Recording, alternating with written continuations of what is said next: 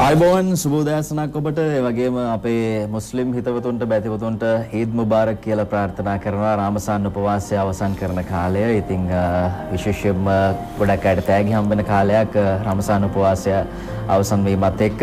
ඒ වගේම පහුගිය සතියේ ඔබ දන්නවා අම්ෆන් සුලිකුණාටු ආවා. ඒ වගේම ගියා. බලපෑමක් වුණේ නැහැ. වැඩි බලපෑමක් වුණේ නැහැ. මරණ 4ක් විතර වාර්තා වුණා වාසනාවන්ත විදියට. හැබැයි ඉන්දියාවට වගේ අපේ රටට ලොකු බලපෑමක් වාසනාවට වුණේ නැහැ. ඒ වගේම කොරෝනාත් දැන් ටික ටික පහ වෙමින් යනවා. තත්ත්වය ඇඳිරි නීතිය ක්‍රියාත්මක වෙන දවස් එකක් ඔබ මතක තියාගන්න. ඊ රාත්‍රියේ 8ට ඇඳිරි නීතිය ක්‍රියාත්මක කළා. යලි ඇඳිරි නීතිය ඉවත් වෙන්නේ අඟහරුවාදා උදෑසන 5ට. ඒ වගේම අඟහරුවාදායින් පස්සේ මුළු රටටම ලිහිල් තවත් ලිහිල් කරන්න ඇඳිරි නීතිය කටයුතු සූදානම් කරලා තියෙන්නේ. රෑ 10ට තමයි අඟහරුවාදායින් පස්සේ ඇඳිරි නීතිය පැනවෙන්නේ. උදේ 6 දක්වා ඒ අනුව මුළු රටේම වැඩ ක්‍රමක්‍රමයෙන් ආරම්භ කරන්න පුළුවන්කම තියෙනවා. ජීවිතෙත් මේ වගේ තමයි යම් යම් බාධක සමහර අවස්ථාවල එනවා. ඉතින් ඒවට ඉවසීමෙන් අපි උත්තර හොයාගත්තොත් අපි ඉතාමත් හොඳින් අවබෝධයෙන් කටයුතු කළොත් එහෙම ජීවිතේන ප්‍රශ්න වලටත් ඒ විදිහටම උත්තර හොයාගන්න පුළුවන්කම ලැබෙනවා. අපි බලමු පත්තරවල තියෙන විස්තරය වගේ මෙතනින් එහාට ගිය දේවල් මොනවද ඔබ ඊළඟ සතියේ කරන්න ඕනේ. පහුගිය සතියේ අපිට වැරදුණු දේවල් මොනවද? මේ හැම දෙයක්ම විමසා බලන්න සූදානම්. අබ්‍රා, good morning. Good morning, Samira, and a very good morning to all our viewers, and welcome to Weekend Sunshine on ITN's Classic Weekends. We come to you on a very beautiful and pleasant Sunday morning amidst a lot of chaos that is going on across the globe and in Sri Lanka. However, today is a very special day for all the Muslims across the globe and in Sri Lanka. A very happy Eid to you and all your families. This year, you'll be celebrating Eid in a very different way at home, and this is because of the current situation being faced. However, please be mindful, stay with your loved ones, stay at home and be safe. Just like every week, we will be taking you through the newspapers to take you through the very latest and to keep you informed with the very latest, and we will also be having some very informative phone calls with some very high profile individuals in the country to give you a brief about the current situation that is being faced, what you can expect in the coming few days. However, we will now start with the newspapers. Samira? අබ්‍රා, දැන් ලංකාවේ වාර්තා වෙන ආසාදිතයන් ගත්තාම ඊයේ 17 දෙනෙක් ආසාදිතයන් වාර්තා වෙනවා සෞඛ්‍ය අංශ කියන විදිහට. ඒ 17 දෙනාගෙන් 10 දෙනෙක්ම නාවික බටයන් විදිහට තමයි තොරතුරු ලැබෙන්නේ. ඉතින් වැඩි ප්‍රමාණයක් තවමත් අර නාවික කඳවුරේ සෙබළුන්ගෙන් වාර්තා වෙනවා. ඒ පොකුරෙන් තමයි රෝගීන් වාර්තා වෙන්නේ ආසාදිතයන් විදිහට. ඒ වගේම නිරෝධායන මධ්‍යස්ථානවල ඉන්න අය, සමහර අවස්ථාවල විදේශයන් වල ඉඳලා අපේ රටට ආපු අය, ඒ වගේ අය තමයි හම්බ වෙන්නේ. දැන් දවස් 23ක ඉඳලා දවස් 23ක් යනකම් පහුගිය දවස් 23 තුල කිසිදු ආසාදිතයෙක් බාහිරව හම්බ වෙලා නැහැ, සමාජයෙන් හම්බ වෙලා නැහැ. ඒක වාසනාවන්ත කාරණයක් විදිහට සඳහන් කරන්න පුළුවන්. හරි, දැන් කොරෝනා ඉවරයි. අම්ෆන් ගියා. ඊට පස්සේ ජන ජීවිතය යථා තත්ත්වයට පත් වෙමින් පවතිනවා. ඊළඟට තියෙන ප්‍රශ්නේ තමයි ඡන්දේ කවද්ද තියන්නේ. මේක තමයි දැන් තියෙන මාතෘකාව. දේශපාලඥයන්ට, ජනතාවට අපේ රට සාවරව ඉස්සරහට අරගෙන යන්න ඕනි. අපි විපක්ෂයේ අදහසකට ඉඩකඩ ලබා දෙනවා. අරුණ පුවත්පත වාර්තා කරනවා 37 අතනායක මහත්තයාගේ ප්‍රකාශයක්. අද මෙහෙමයි ඔහු කියන්නේ. කොරෝනාවෙන් රට යම් දුරකට පාලනය වෙලා කියලා ඔහු කියන ගමම්ම කියනවා ඡන්දය තියන්න සමගි ජන බලවේගයේ ජාතික සංවිධායක 37 අතනායක මහත්තයා කියනවා පාර්ලිමේන්තුවක් නැහැ, පළාත් සභාවක් නැහැ, ජනපති හා බාරකාර ආණ්ඩුව රට පාලනය කරන එක භයානකයි, දේශපාලන පක්ෂ සහ මැතිවරණ කොමිසම එකඟත්වයක් ඕනි, ඡන්ද මධ්‍යස්ථානයේම ඡන්ද ගණන් කරන්න යෝජනාවක් එතුමා කරනවා. ඉතින් මේ සියල්ල කියලා එතුමා කියනවා ඡන්දේ තියන්න දැන් හොඳ කාලේ, කොරෝනාවෙන් රට යම් දුරකට පාලනය වෙලා යනවා. විපක්ෂයත් දැන් කෙමෙන් ඔවුන් සමහර අවස්ථාවල කිව්වා මේ ඡන්දේ තියන්න කාලේ නෙමෙයි කියලා. සමහර දේශපාලඥයන් තාමත් කියනවා. ඒ වගේම මැතිවරණ කොමිසමේ සූදානම් පිළිබඳව වෙනම කතා කරන්න ඕනි. කෙසේ නමුත් 37 නායක මහත්තයා කියනවා COVID-19 රට යම් දුරකට යථා තත්ත්වයට පත් වෙමින් පවතින නිසා දේශපාලන පක්ෂ සහ මැතිවරණ කමිෂන් සභාවේ යම් එකඟතාවයකට පැමිණ ජූලි මාස හෝ අගෝස්තු මුල් සති කිහිපයේ මැතිවරණය පැවැත්විය යුතුයයි සමගි බල ජන බලවේගයේ ජාතික සංවිධායක 37 නායක මහත්තයා කියනවා. ඉතින් ඒ ගැන තමයි මේ ආකාරයෙන් තොරතුරු අද වාර්තා කරන්නේ. මේ අතරේ දේශීය පුවත්පත අද ප්‍රධාන ප්‍රවෘත්තියෙන් කියනවා නඩු තීන්දුවදී දවස් 70කින් ඡන්දය කියලා දේශීය පුවත්පත වාර්තා කරනවා මීළඟ මහා මැතිවරණය බොහෝ දුරට දැන් අඩු විභාගයක් පැවැත්වෙනවා පෙත්සම් ගණනාවක් විභාගයෙන් පවතිනවා. ඉතින් මේවට පිළිතුරු බඳිනවා අපි දකිනවා ජනාධිපති නීතිඥ රොමේෂ් ද සිල්වා මහත්තයා පහුගිය සතියේ මේ සම්බන්ධයෙන් අදහස් පළ කළා අධිකරණයේදී කරුණු දැක්වුවා.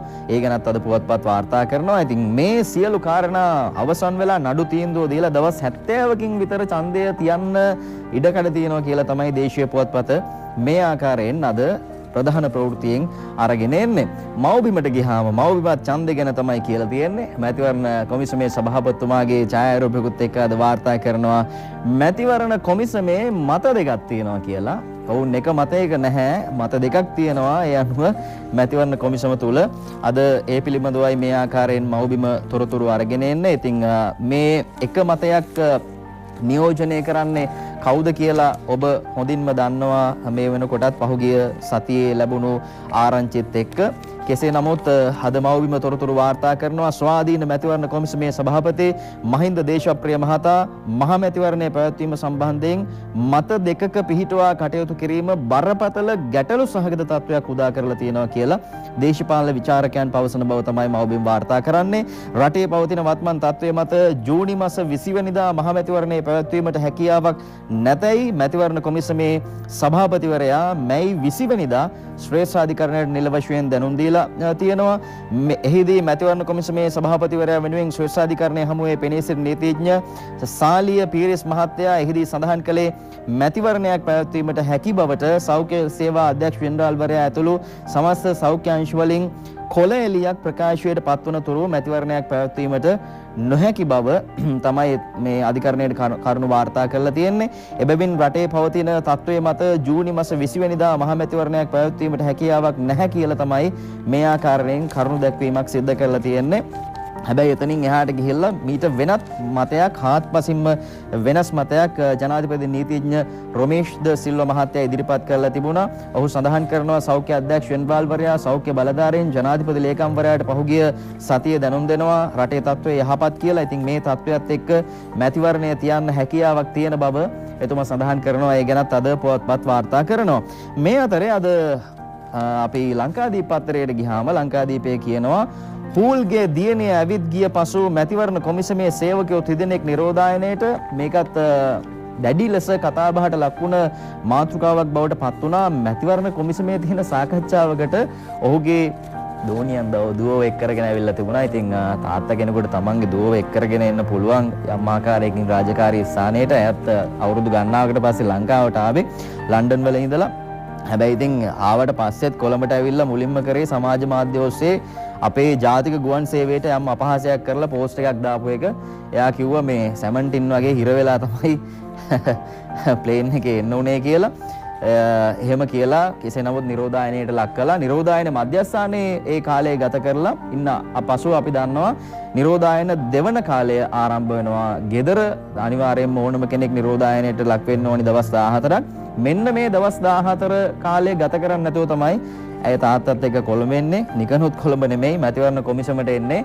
සාකච්ඡාවක් තියෙන දවස්. ඉතින් එහි සියලු දෙනා විරුද්ධ වෙලා තියෙනවා. ඔවුන්ව මේ සාකච්ඡාවට ගන්නෙ නැහැ. මේ පිළිබඳව තොරතුරු වාර්තා වීමත් සමග සේවකයන් තිදෙනෙක් නිරෝධායනයට ලක් වෙලා තියෙනවා කියලයි ලංකාදීපයේ මේ ආකාරයෙන් තොරතුරු වාර්තා කරන්න. ඉතින් වගකීමක් තියෙන නිලධාරීන් මේ මහත්තුරු මෙහෙම වැඩ කරන එක සාධාරණයිද? කෙසේ නමුත් ඔහු සම්බන්ධයෙන් පරීක්ෂණයක් වෙනවා කියලා අද දේශීය පුවත්පත කියනවා.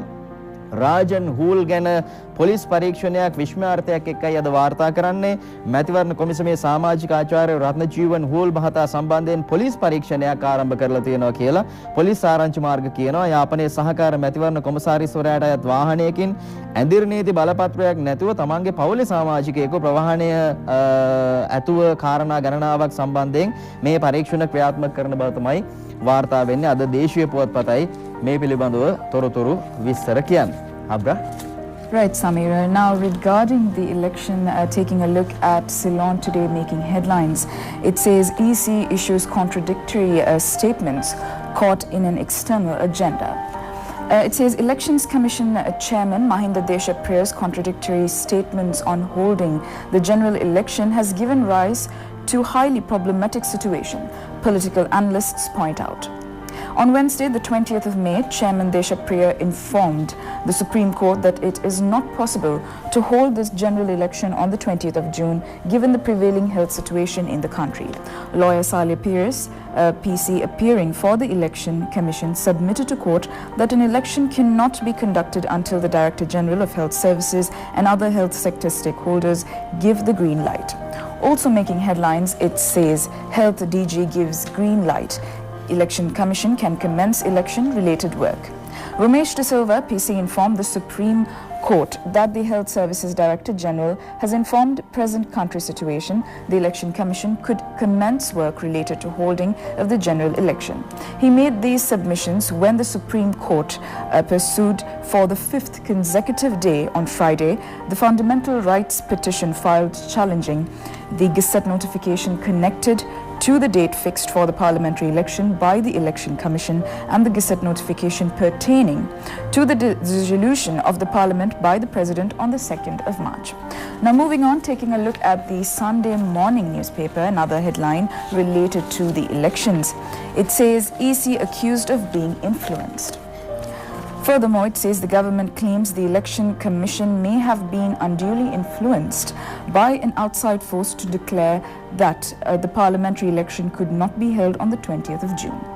Government spokesman and former State Minister of Investment Promotion, Keheliya Rambukwala, said that he did not understand the reasons given by the EC for not being able to hold the election on the 20th of June. He said the confusing reasons set out by the Election Commission along with other factors have led him to believe the Commission was influenced. Back to you, Samira.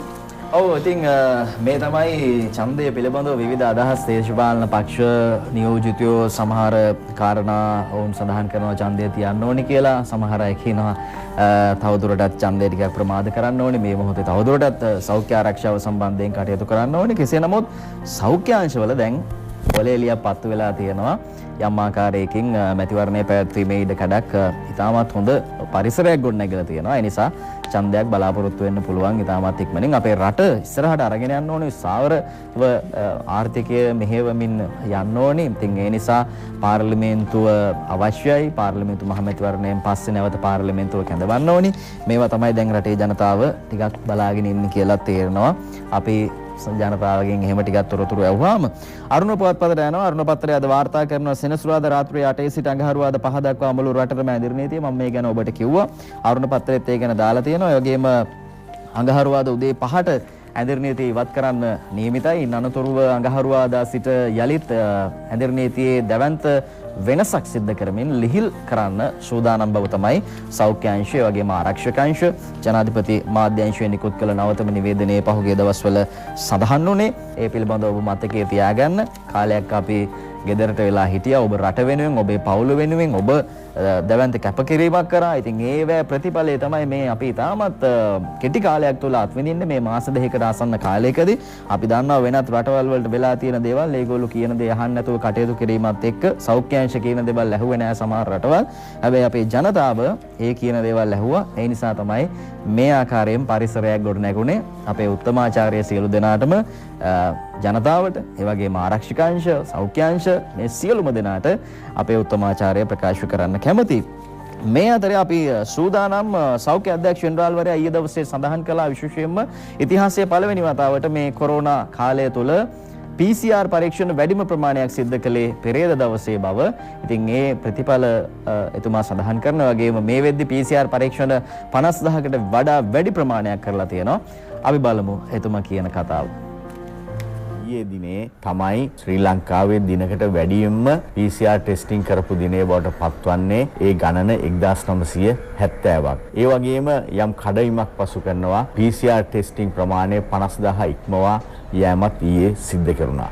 ඒ වගේම අපි මේ වන විට සූදානම් කරලා තියෙනවා මේ සියලුම අපගේ තිබෙන පරීක්ෂණාගාර හොංකොං මහාචාර්ය මලික් පීරිස්ගේ රසායනාගාරය හරහා ඇක්‍රෙඩිට් කිරීමටත් ඒ වගේම තවත් කොටසක් එක්සත් රාජධානියේ ක්‍රමවේදයක් අනුව ඇක්‍රෙඩිට් කිරීමටත් බලාපොරොත්තු වෙනවා. මෙය අපි පෞද්ගලිකාංශයටත් යෝජනා කරනවා. පෞද්ගලිකාංශය ඔවුන්ගේ මුදල් ගෙවා එම ඇක්‍රෙඩිටේෂන් ක්‍රමය නිමාවට පත් කළ යුතුයි. ඒ අනුව ඉදිරියේදී ඒ ඇක්‍රෙඩිටේෂන් සහිත පරීක්ෂණාගාර තමයි ක්‍රියාත්මක කරන්නට ඉඩකඩ ලැබෙන්නේ. මොකද දැන් අපි මේ දීර්ඝ කාලීනව COVID-19 සඳහා සූදානම් වීමේදී එය අවශ්‍ය වෙනවා. අපගේ අධීක්ෂණය අඩුවෙන් ඇතුව නියාමනය වෙන ආකාරයට දැම්මනේ මේ කොහරි සෙට් වෙන තැනක දෙන්න. හරි අපි සූදානම් පත්තරවල තියෙන තොරතුරු තවදුරටත් ඔබට වාර්තා කරන්න. මෙතනින් එහාට මේ තමයි සෞඛ්‍ය අධ්‍යක්ෂ ජෙනරාල්වරයා කියන දේවල්. එතුමා කියනවා PCR පරීක්ෂණ වැඩි ප්‍රමාණයක් කරලා තියෙනවා. ඉතින් බය වෙන්න කාරණයක් නැහැ. කෙසේ නමුත් සෞඛ්‍ය ආරක්ෂණ ක්‍රමවේදයන් අනුගමනය කරන්න ඕනි. සෞඛ්‍ය අංශ දීලා තියෙන විදිහට වැඩ කරන්න ඕනි. එහෙම වුණොතින් තමයි තවදුරටත් අපිට කොරෝනා පාලනය කරගන්න ඉස්සරහට භයානක තත්වයක් ඇති නොවෙන්න වග බලා ගන්න පුළුවන්කම ලැබෙන්නේ. මව්බිම් පත්තරයාද කියනවා කොළඹ තදබදයට පාක් ඇන්ඩ් ඩ්‍රයිව් විසඳුම ළඟදීම එනවා කියලා. සතිය දවස්වල කොළඹ නගරය තුල පවත්වන දැඩි වාහන තදබදය ඔබට මේක ලොකු කරදරයක් ප්‍රශ්නයක්. ඉතින් පිළියමක් විදිහට පාක් ඇන්ඩ් ඩ්‍රයිව් ක්‍රමවේදයේ කඩනමින් හඳුන්වා දෙන්න උත්සාහ කරනවා කියලා ජනාධිපතිතුමා යෝජනා කරලා තියෙනවා. කොහොම හරි මේ කරදරෙන් නම් මිදෙන්න ඕනි කියන එක තමයි ගොඩක් අයගේ වාහනයකින් වැඩට එන තමන්ගේ පෞද්ගලික වාහනෙන් වැඩට එන ගොඩක් අයගේ විශ්වාසය තියෙන්නේ.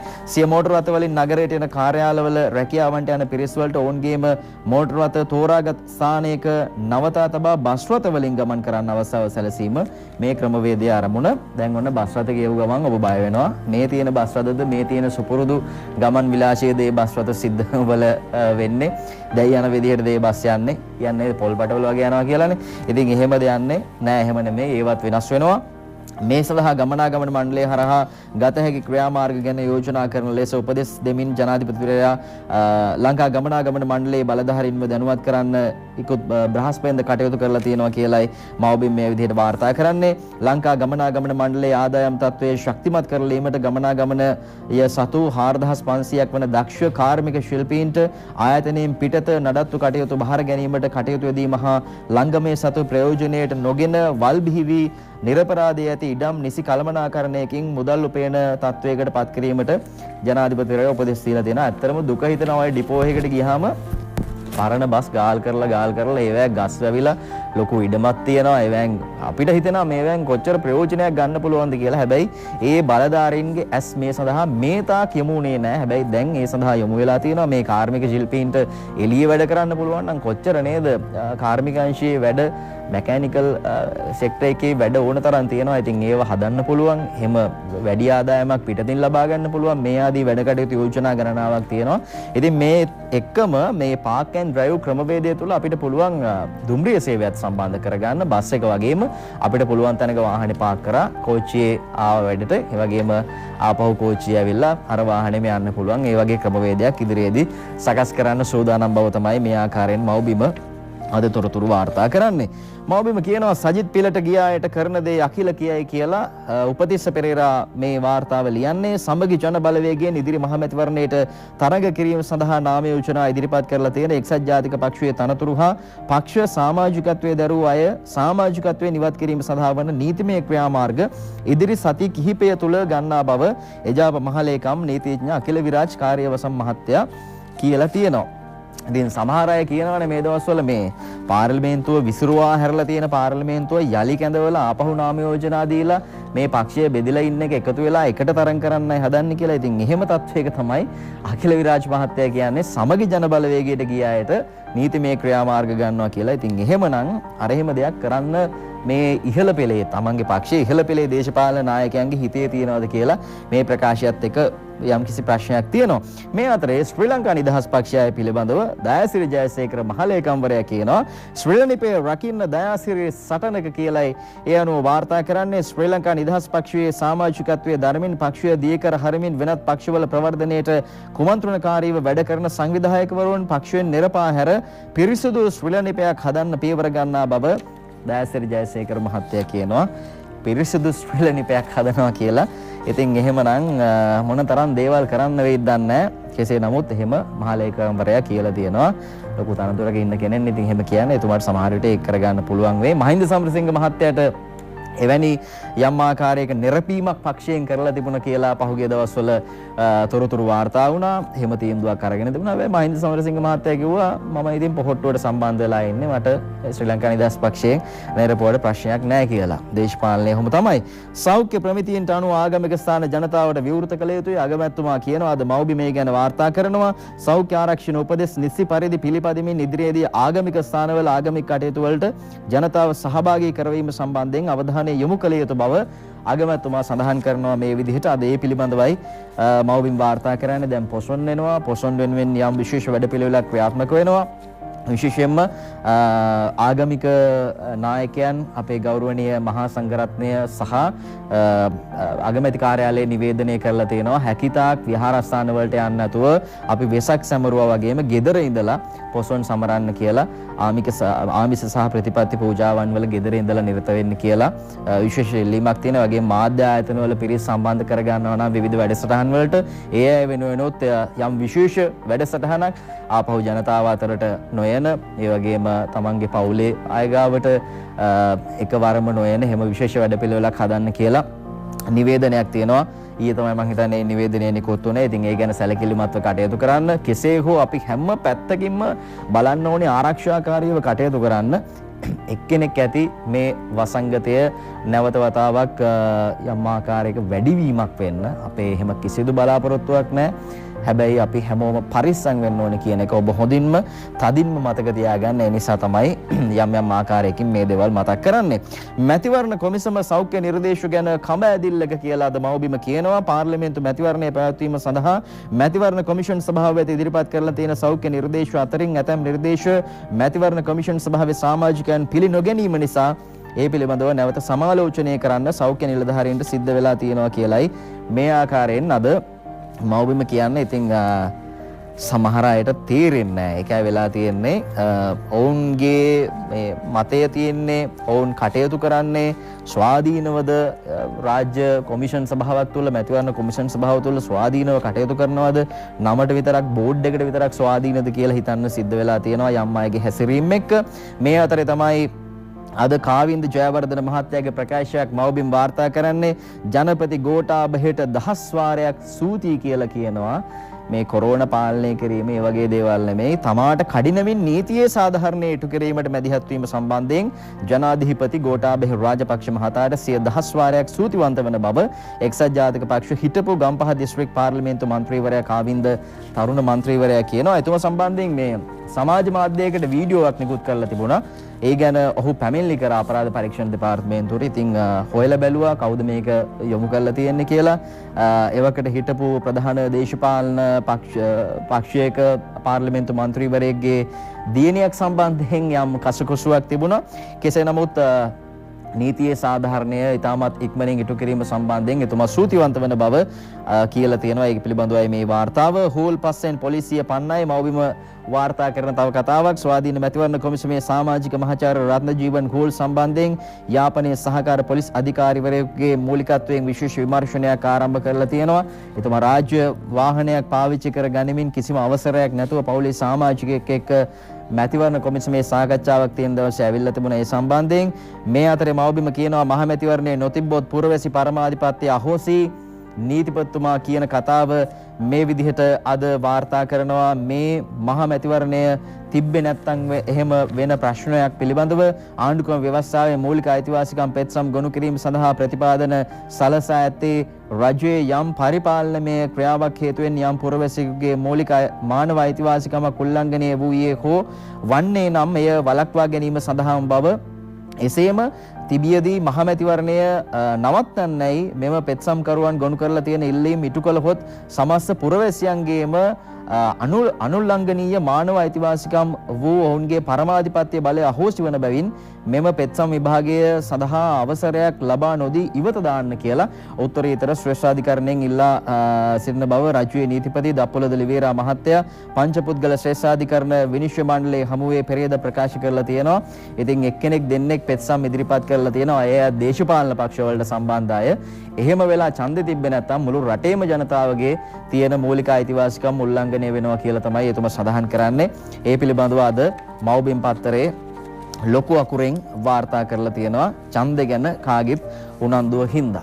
අබ්‍රා We're now taking a look at the Ceylon Today newspaper. Making headlines, it's again an update on the COVID-19 situation. It says COVID-19 at Navy camp, situation similar to US, UK, says the health ministry. Although health authorities have contained the COVID-19 situation at the Velisara Navy camp, the level of viral infection within the camp is as drastic as that experienced in countries such as the UK and the US. Lamenting the dire nature of the situation, the Health Ministry's Chief Epidemiologist Dr. Siddharth Samaravira stated, when one sailor in a cluster contracts the novel coronavirus inside the camp, it is hard to figure out from whom he may have contracted it. Observing that there are over 4,000 sailors currently occupying the camp.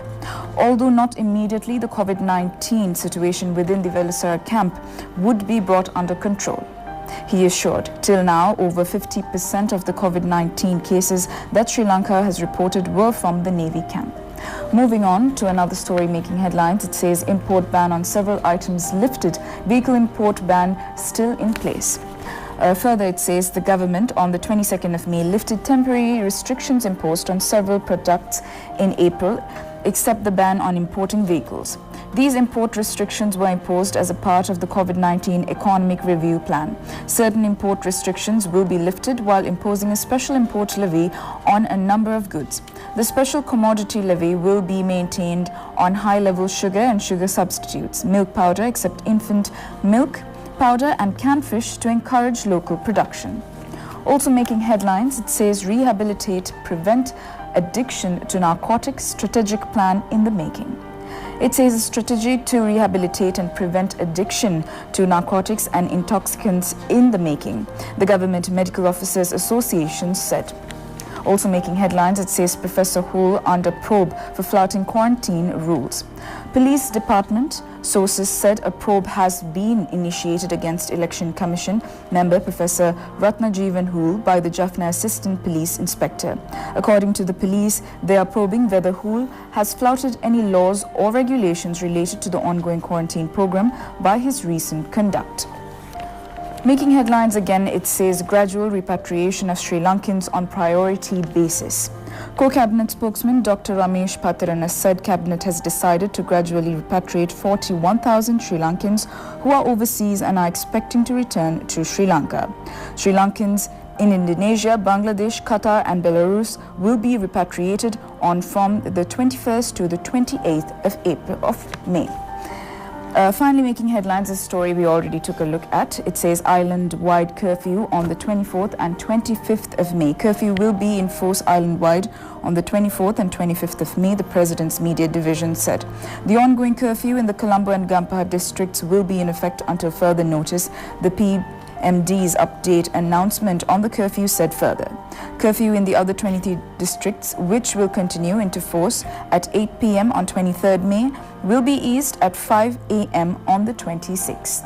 Back to you, Samira. Ceylon Today පත්තරේ ඔය දාලා තියෙන්නේ අදයි හෙටයි ඇඳිරි නීතිය ක්‍රියාත්මක වෙන බව. ඉතින් ගහරුවාදා උදේ පාන්දර වෙනකන් උදේ 5 වෙනකන් ඇඳිරි නීතිය මේ ආකාරයෙන්ම ක්‍රියාත්මකයි. 5ට ඉවත් කරනවා. ඊට පස්සේ සාමාන්‍ය වැඩ කටයුතු කරන්න අර පෙර පරිදිම පහුගිය සති දෙකේ අපි වැඩට ගියා නේද ගොඩක් අය ආයතන ප්‍රධානීන්ගේ නිර්දේශ මත සේවාවලට වාර්තා කරලා තිබුණා. ඉතින් ඒ අනුව රාජකාරිය ආරම්භ කරන්න පුළුවන්. ඒ වගේම ඇඳිරි නීතිය යම් ලිහිලක් සිද්ධ කරනවා සහ විශේෂයෙන්ම ගම්පහ කොළඹ අතර හැර අනිත් දිස්ත්‍රික්ක වලට ගමන් කරන්න ප්‍රශ්නයක් නැහැ. ඕන තැනකට යන්නත් පුළුවන් අඟහරුවාදායින් පස්සේ. ඒ පිළිබඳව ITN News ඔස්සේ තවදුරටත් ඉදිරියේදී ඔබව දැනුවත් කරන්න සහ වැඩසටහන් ඔස්සේ දැනුවත් කරන්න අපේ ශ්‍රෝතානම් මේ බව කියන්න ඕනේ. විශේෂයෙන්ම මේ ලංකාවේ වාර්තා වන රෝගීන් සංඛ්‍යාව ගත්තාම ඊයේ වෙද්දී 660ක් සනීප වෙනවනේ සුවය ලබා සම්පූර්ණ සුවය ලැබලා ගෙදර ගිහිල්ලා තියෙනවා. එතකොට 416යි ප්‍රතිකාර ලබන්නේ වෛද්‍ය නිර්දේශ මත කටයුතු කරන්නේ. සුවය ලැබූ ගණන ප්‍රතිශතයක් විදිහට ගත්තාම 60.83ක ඉහළ අගයක වාර්තා වෙනවා. ඉතින් ප්‍රතිකාර ලබන්නේ 38.34ක වගේ ප්‍රමාණයක්. මේ වාර්තා වෙන සම්පූර්ණ ආසාදිතයන්ගේ ප්‍රතිශතයක් විදිහට ගත්තාම ශ්‍රී ලංකාවේ වෙනත් රටවල් වල එහෙම නැහැ. හල්ලපු රටේ හොඳම උදාහරණ ඉන්දියාවවත් එහෙම නැහැ. ඉතින් අපිට වඩා සමහර විට සමහර ප්‍රාන්තවල ඉතා හොඳ සෞඛ්‍ය ක්‍රමවේදයන් ක්‍රියාත්මක වෙද්දිත් තමයි එහෙම වෙලා තියෙන්නේ. මේ අතර ඊයේ ජනාධිපතිතුමා සහ ඉන්දියා අග්‍රාමාත්‍ය නරේන්ද්‍ර මෝදි අතර දුරකථන සංවාදයක් තිබුණා විනාඩි 20ක විතර සාකච්ඡාවක්. එතනදිත් ඉන්දියා අග්‍රාමාත්‍යතුමා ජනාධිපතිතුමාට ප්‍රශංසා කරලා තියෙනවා මේ කොරෝනා පාලනය කිරීම සම්බන්ධයෙන්. එතුමා තව දීර්ඝ විස්තර සාකච්ඡා ගණනාවක් කරලා තියෙනවා. ඉදිරියේදී කොහොමද ආර්ථිකය අපි හදාගන්නේ උඩට ගේන්නේ මූලික අරමුණ ඒක බව ගෝඨාභය රාජපක්ෂ ජනාධිපතිතුමා සඳහන් කරනවා. ඒ සඳහා උදව් දෙන්න ඉන්දියාව අපේ ළඟම රට විදිහට මෙහෙම බොහොම සුහද සාකච්ඡාවක් ඊයේ තිබිලා තියෙනවා. දුරකථනය ඔස්සේ ඒ පිළිබඳවත් ඔබට කියන්න ඕනි. මේ අතරේ තමයි අද ලංකාදීපයේ ප්‍රධාන ප්‍රවෘත්තියෙන් කියන්නේ කොරෝනා සම්පූර්ණයෙන්ම ඉවර වෙනතුරු ඉන්න බෑ. ඡන්ද තියන්න කොමිසම පක්ෂ වලින් අදහස් ඉල්ලයි. යෝජනා ලිඛිතව ඉල්ලා පක්ෂ ලේකම්වරුන්ට ලිපියක් කියලායි මේ ආකාරයෙන් තොරතුරු වාර්තා කරන්න ලංකාදීප පත්තරේ මේ පක්ෂ වලින් අදහස් ඉල්ලලා තියෙනවා. එතකොට දැන් 19 වන ආණ්ඩුක්‍රම ව්‍යවස්ථාව තුලින් මේ ස්වාධීන මැතිවරණ කොමිෂන් සභාවක් පත් කළේ මොකටද? ඡන්දේ තියන්නනේ. ඉතින් ඡන්දේ පැවැත්වීම සම්බන්ධයෙන් සමහර ආකාරයෙන් මේ වක්‍රව හෝ ලිඛිතව දීලා නැතත් රට තුල තත්ත්වය බැලුවාම තේරෙනවා මේ වෙද්දි මේ අනිවාර්යයෙන්ම කොරෝනා පහවීමක් තියෙනවා කියලා. ඉතින් ඒත් එක්කම ඡන්ද කොමිසමට තීන්දුවක් ගන්න බැරි වෙලා ඉන්නවා. ඒ නිසා තමයි මේ පක්ෂ වලින් අදහස් ඉල්ලන්නේ කොරෝනා සම්පූර්ණයෙන් ඉවර වෙනකනුත් ඉන්න බෑ. ඡන්දෙ තියන්න ඕනේ. ඒ නිසා අදහස් දෙන්න පක්ෂවල තියෙන අදහස් දෙන්න කියන කාරණේ තමයි කොමිසම කියලා තියෙන ලංකාදීපය මේ විදිහට වාර්තා කරනවා. සල්ලි ගන්න තෙරපි කාන්තාවෝ තිදෙනෙක් මරණයටපත් වුණා. ඒ පිළිබඳව කියනවා ලක්ෂ 4මාරක් බෙදලා තෑගි ගන්න 300කුත් ඇවිල්ලා කියලා. මේ ව්‍යාපාරිකයා ඉතාමත් හොඳ වැඩක් කරන්න. හැබැයි කරන ක්‍රමේ තමයි වැරද්ද තියෙන්නේ. මේ සම්බන්ධයෙන් ආරක්ෂක අංශ දැනුවත් කරේ නැහැ. මහජන ඒකරාශී වීම බෑ කියලා තියෙද්දි ඇදිරි නීතිය එක පැත්තකින් ක්‍රියාත්මක වෙද්දී ඒ වගේම නිරෝධායන කාලයකදී මේ වගේ දෙයක් කරපු ඒ ක්‍රමවේදයේ ගැටලුවක් තියෙන්නේ. කෙසේ නමුත් අවාසනාවන්ත කාරණයක්. තිදෙනෙක් මරණයටපත් වුණා. වගේම තවත් පිරිසක් ප්‍රතිකාර ගන්නවා රෝහල්වල. ඒ පිළිබඳවයි මේ වාර්තාව අරගෙන එන්නේ. ඉදිරියේදී නියෝජ්‍ය පොලිස්පතිතුමා කිව්වා අජිත් රෝහණ මහත්තයා මේ සිද්ධියත් එක්ක කතා කරද්දී තවදුරටත් ආරක්ෂාව ලබා දෙන්න පොලිසිය සිවිල් ඇඳුමින් යොදවන්න සිවිල් පොලිස් නිලධාරීන් යොදවන්න කටයුතු කරනවා කියලා. යම් ප්‍රදේශවල සමහර උදවිය මේ වගේ හොඳ වැඩ ක්‍රමේ වැරද්දක් තියෙන නොහොබිනා වැඩ කියලා කියන්න බෑ. ඒ නිසා මේ කරනවා නම් ඒ සම්බන්ධයෙන් යම් ආරක්ෂාවක් පොලිසියෙන් ඉල්ලන්න ඔබට හැකියාවක් තියෙන බව එතුමා කියනවා. මේ අතරේ තමයි පවිත්‍රා වන්‍යාරච්චි සෞඛ්‍ය අමාත්‍යාංශය කියන්නේ ඡන්දේ ඉදිරි වැඩට බාධාවක් නැති බව සෞඛ්‍ය විශේෂඥ මතයයි. සෞඛ්‍ය අමාත්‍යාංශයේ ප්‍රකාශයක් අද ලංකාදීපයේ වාර්තා කරනවා.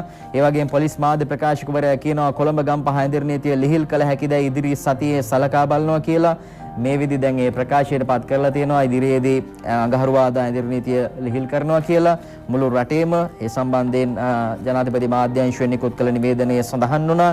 මැයි මාසයට රුපියල් 5000 ගෙවන්න කෝටි 2500ක් ගිහින් කියලාත් අජන්ත කුමාර අගලකඩ ලියන කතාවක් අද ලංකාදීපේ අරගෙන එනවා.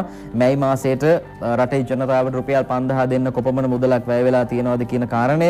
මේ අතරේ රිෂාඩ්ගේ කාලේ නැවතුණු මන්නාරම හුලම් බලාගාරය අරඹන්නේයයි කියලත් අද තවත් ප්‍රවෘත්තියක් දායශීල් ලියනගේ ලියනවා. රිෂාඩ්ගේ නීතිය නොව දැන් රට පුරා පවතින්නේ එකම නීතියක් බැවින් මන්නාරමේ සුළං බලාගාර ව්‍යාපෘතය පුළුල් කිරීමට වහාම පීවර ගන්නා ලෙස සමාවන්න අමාත්‍ය මහින්ද අමරවීර මහත්තයා විදුලි බල මණ්ඩලයට උපදෙස් දීලා තියෙනවා කියලයි මේ විදිහට අද තොරතුරු කියලා තියෙන්නේ. අපි සූදානම් තවත් විස්තර පත්තරවල තියෙන දේවල් ඒ වගේ මෙතනින් එහාට ගිය දේවල් ඔබට කියන්න විරාමයෙන් පස්සේ.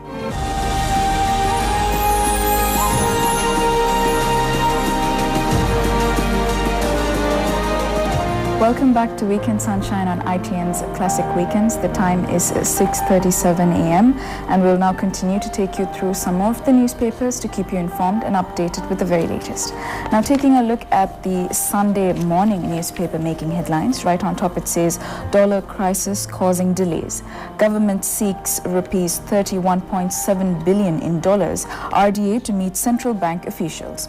The construction of the Chinese-funded Central Expressway project, also known as the Kandy Expressway Section 1, has been hit with a new delay as the government's foreign currency reserves are running out as a result of the impact of the coronavirus pandemic, the Sunday morning learned. Moving on to another story making headlines, it says government gets tough.